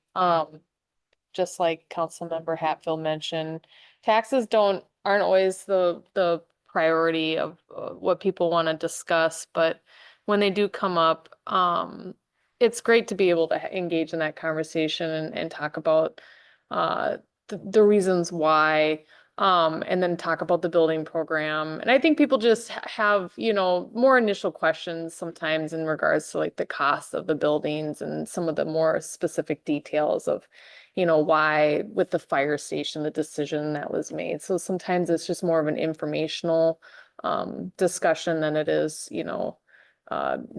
so much about the, why so high, why. But I think one of the things that's kind of in this tax levy budget here, the proposed tax levy, the preliminary tax levy, is a statement that's in here that I think is really good to mention is the tax levy based policy. So for 3 decades, the policy was based on a constant tax rate, and that would only increase based on the increase in tax capacity in the community for the past year. If the tax capacity, which is based on market values, increased 5%, then that would be what that the city would do. But back in 2015, that council at the time officially changed the policy to have it increase and reflect the actual items that had a direct impact in the cost of services we provide, new growth, inflation, and additional new programs to the budget. I think that's extremely important to mention when we talk about this, because that's, a different way of approaching the budget. That's more of a, talking about the impact of the cost of services and talking about the growth that comes into the community and making sure that we are planning for that growth and we're capturing that. And we're being wise about that piece so we don't fall behind. So I just think that that's important to mention. Well, I mean, obviously, the building programs had a huge impact on our budgeting. And I mean, I think that is still my number one question that I have. And I think more times than not, once you sit down and explain why and what we're doing, most people understand it. I mean, like I said, most people understand it. It's like your house. If you don't fix it, eventually it's going to cost you a lot to fix it. So you got to keep up with standard maintenance. And I mean, I think we've done that, but we've just outgrown our facility. Our maintenance has probably been barely kept up because we never had a maintenance department. Part of what we did is add a maintenance department to take care of issues within our own buildings. And I mean, how we got by without it for as long as we did, I don't know. But I mean, personally, out of this, especially this year and what we did tonight, is commending staff for just because we went out and did a building program and said, this is what we're going to do. This is what it's going to cost. Yet already in building 2, they've taken and said, I don't like how this is going. What are our other options? And I mean, I think we're going to see substantial savings by not necessarily remodeling and building a new building. And I think overall, it's going to be a much better location when we're all done and said. And it's just one of those things. The things we do today are what makes the future better for the city. And I think that is really important. And I don't think that staff is getting the credit they deserve for coming up with this ulterior plan with Public Works. And like I said, ultimately, when we're all done and said, it's going to be a better location and a better facility. Yeah, sometimes necessity is the mother of invention, though. Mhm. What's that? Sometimes necessity is the mother of Right. invention. Well, I mean, but we could have just sat and said, oh, well, it's $5 million to move that power line.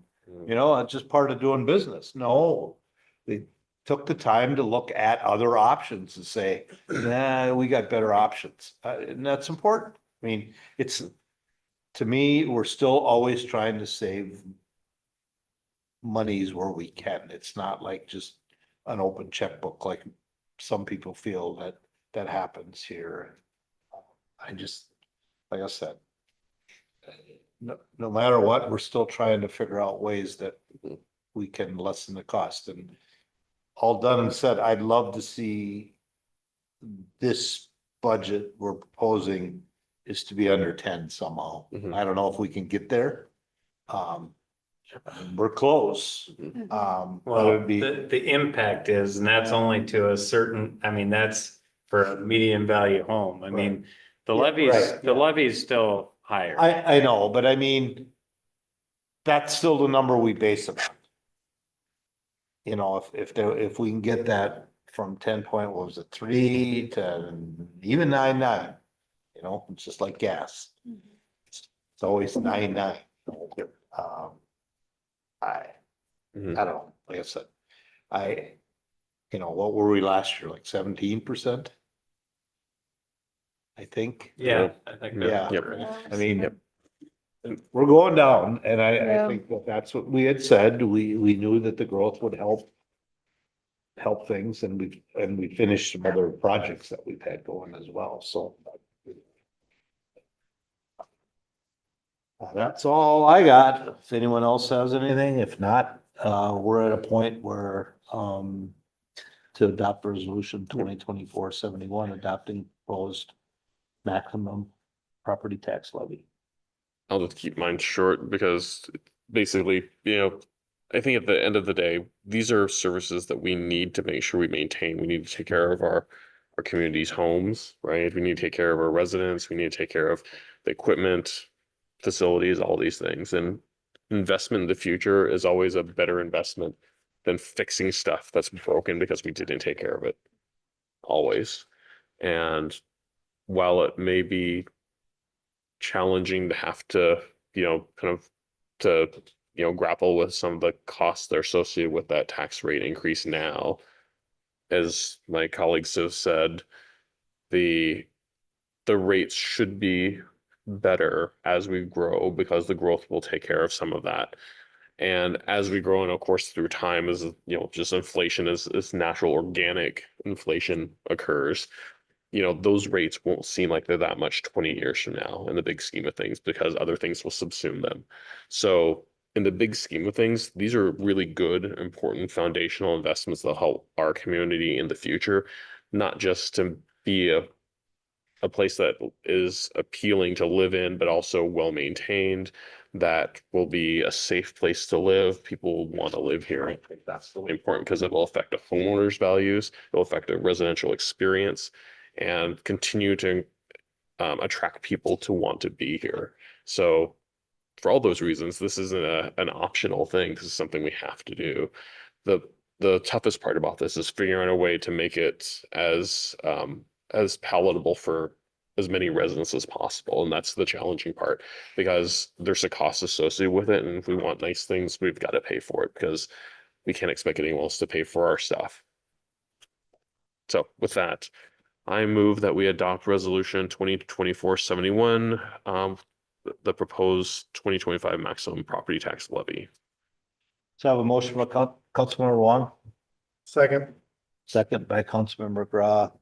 Again, this is the page 2024-71 adopted proposed 2025 maximum property tax. And for anyone, again, that's still watching, we can't raise that anymore, but we can lower it as we go through the rest of our budgeting processes. So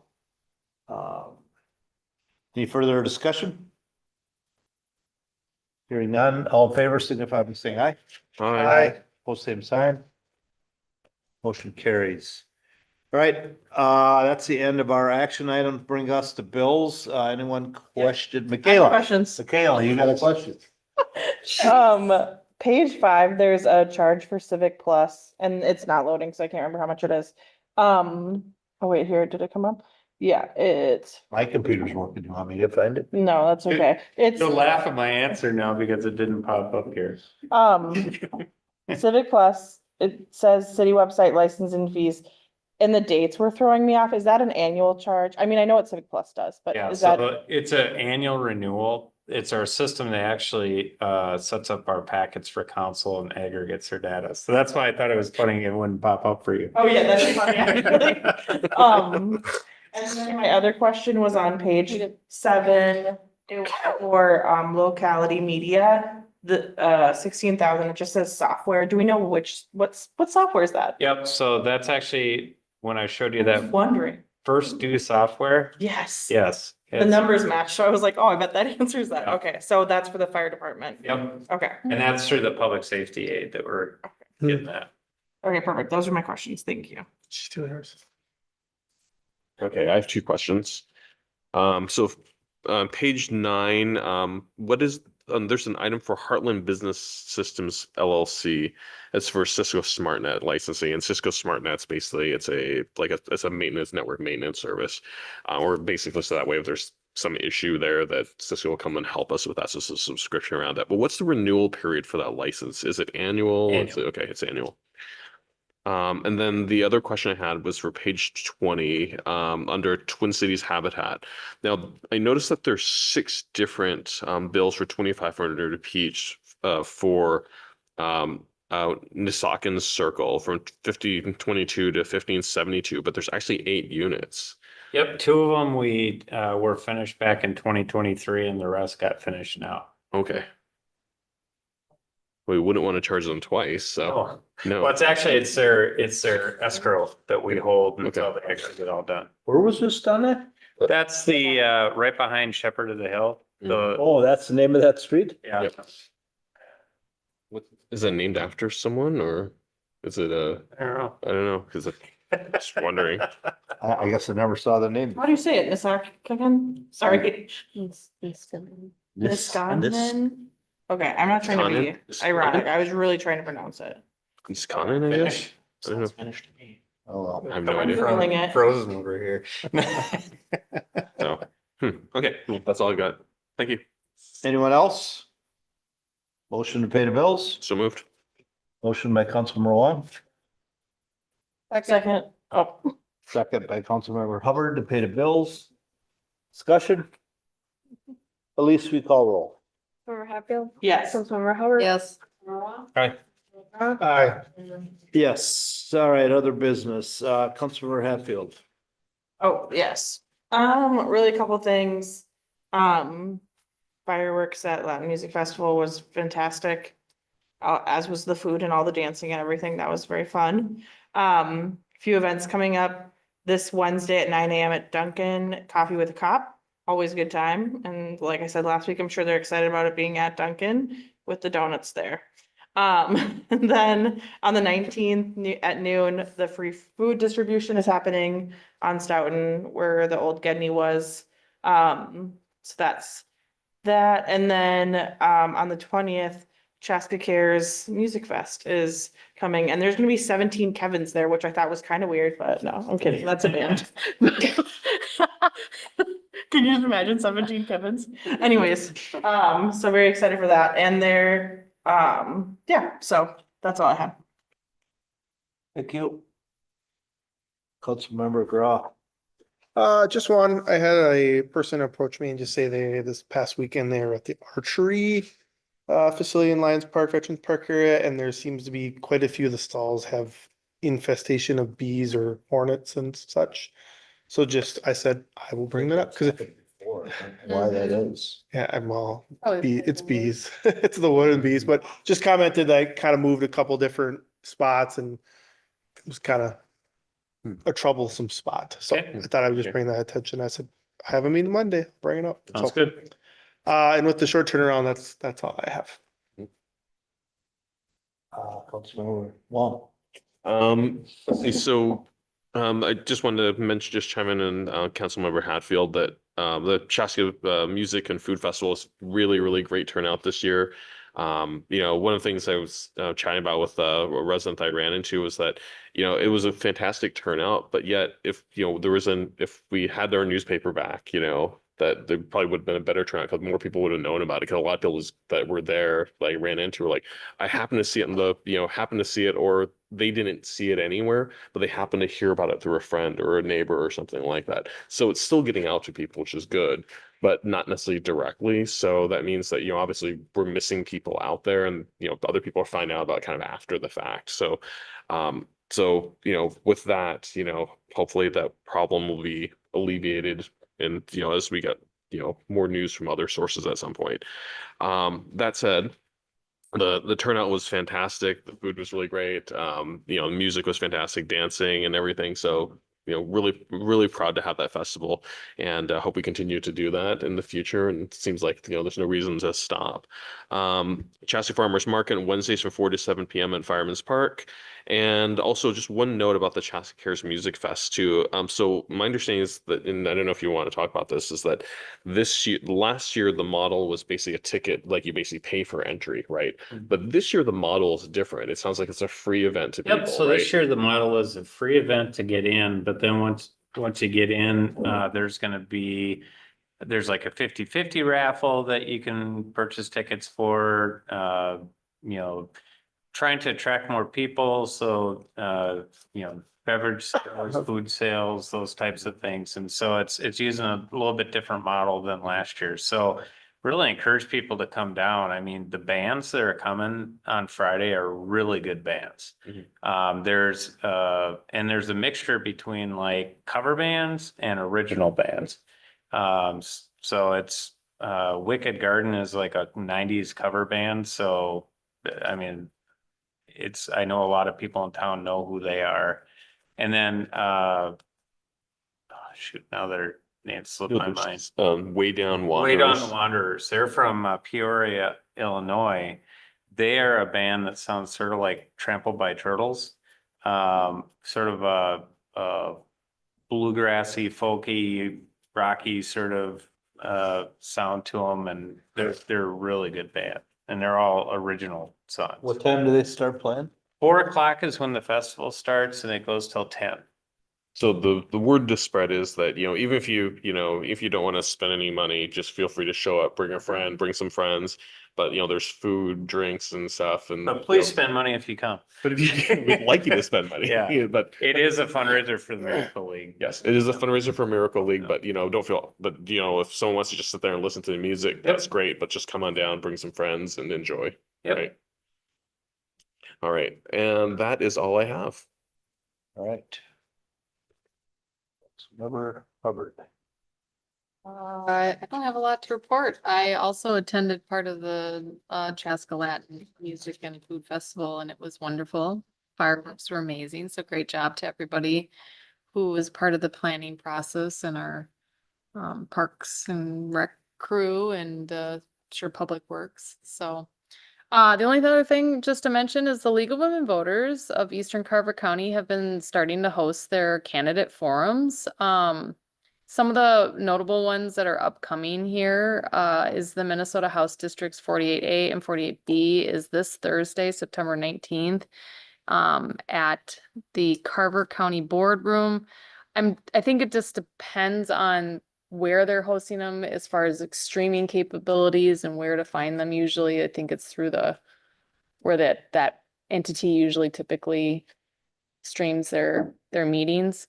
And then Carver County Commissioners one is Tuesday, September 24th in the Carver County Boardroom.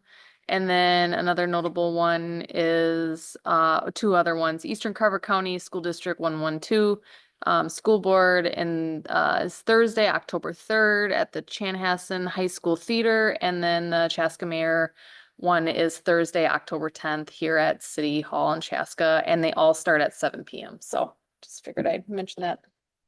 Thank you. Done? Yeah. Elise? Nothing. Christoph? Matt? Nope. All right, I got a few things, unfortunately. We do have a short EDA meeting right after basically approving the same budget we just got done approving, so it'll be real quick.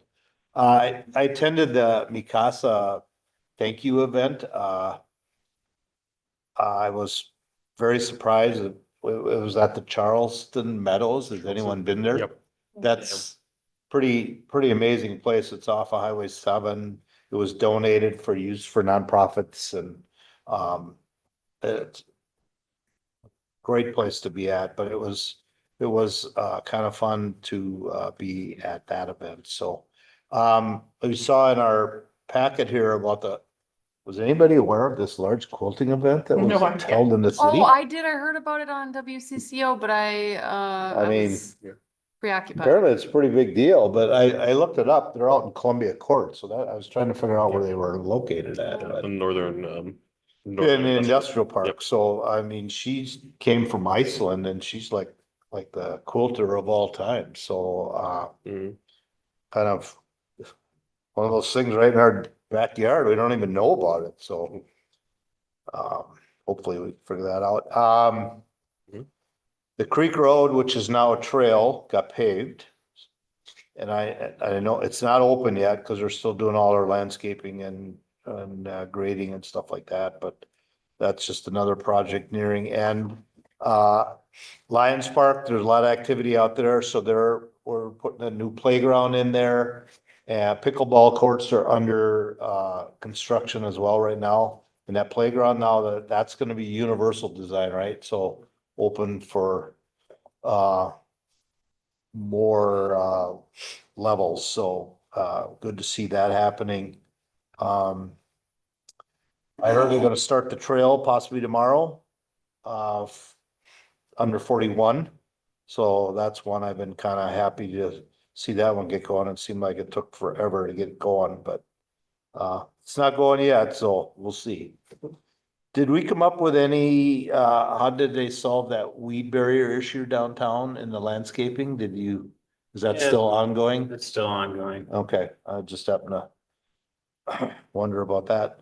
So I know we're struggling with City Park with getting that project going.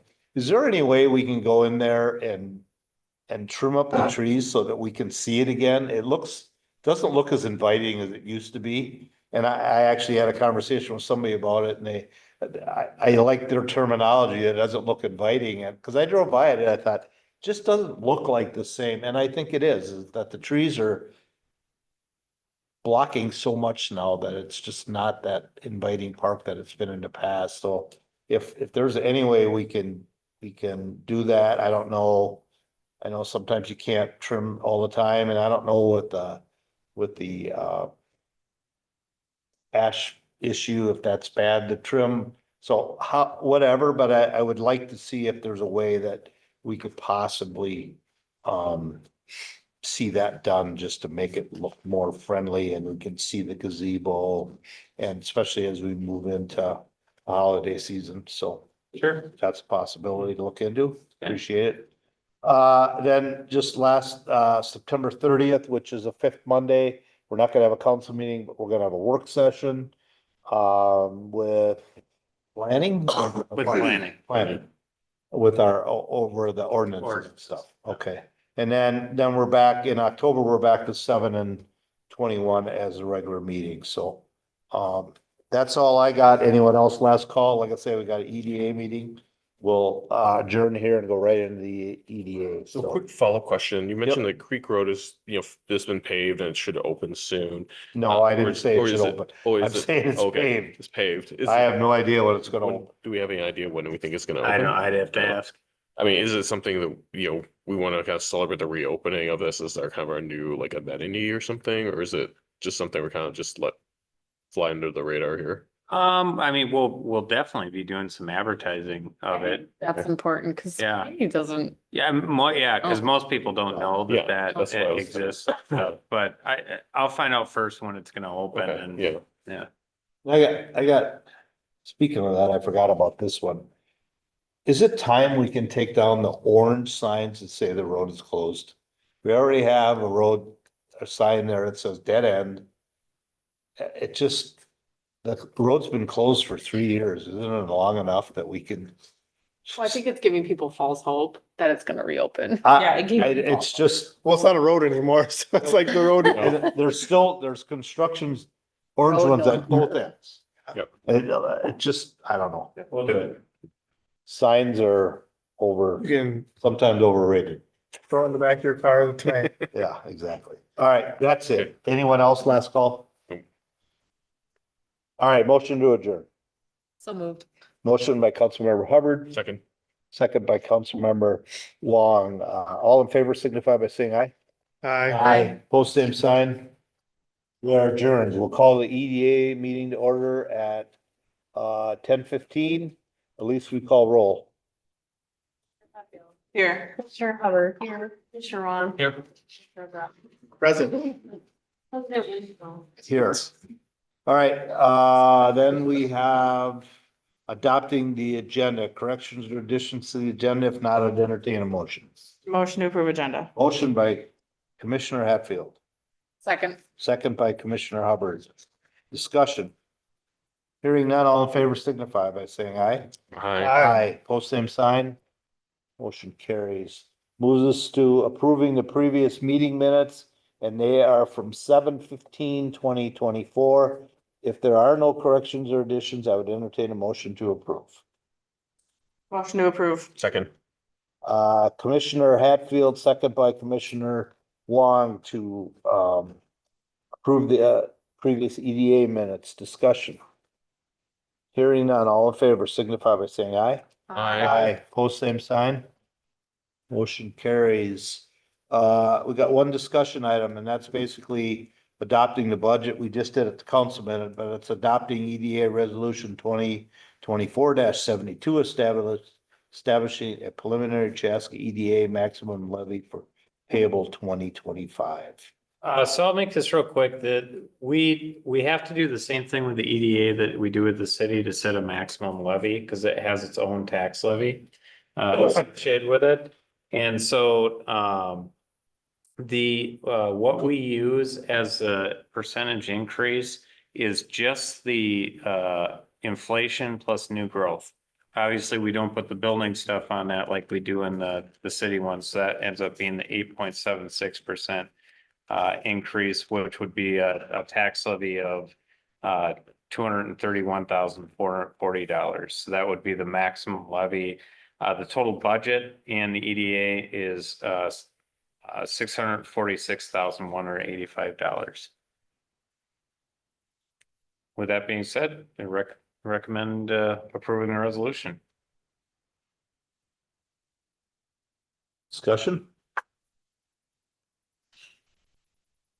Somebody want to make a motion? So moved. Motion by Commissioner Wong, Second. second by Commissioner Gra, adopting EDA resolution 2024-72, establishing preliminary Chaska EDA maximum levy for payable 2025. Discussion. Hearing none, all in favor signify by saying aye. Aye. Post same sign. Motion carries. Anyone got business? Motion to adjourn. Motion by Commissioner Hubbard, second by Commissioner Gra. All in favor signify by saying aye. Aye. Post same sign. We are adjourned. Have a good night. Thanks. See you later. I'm also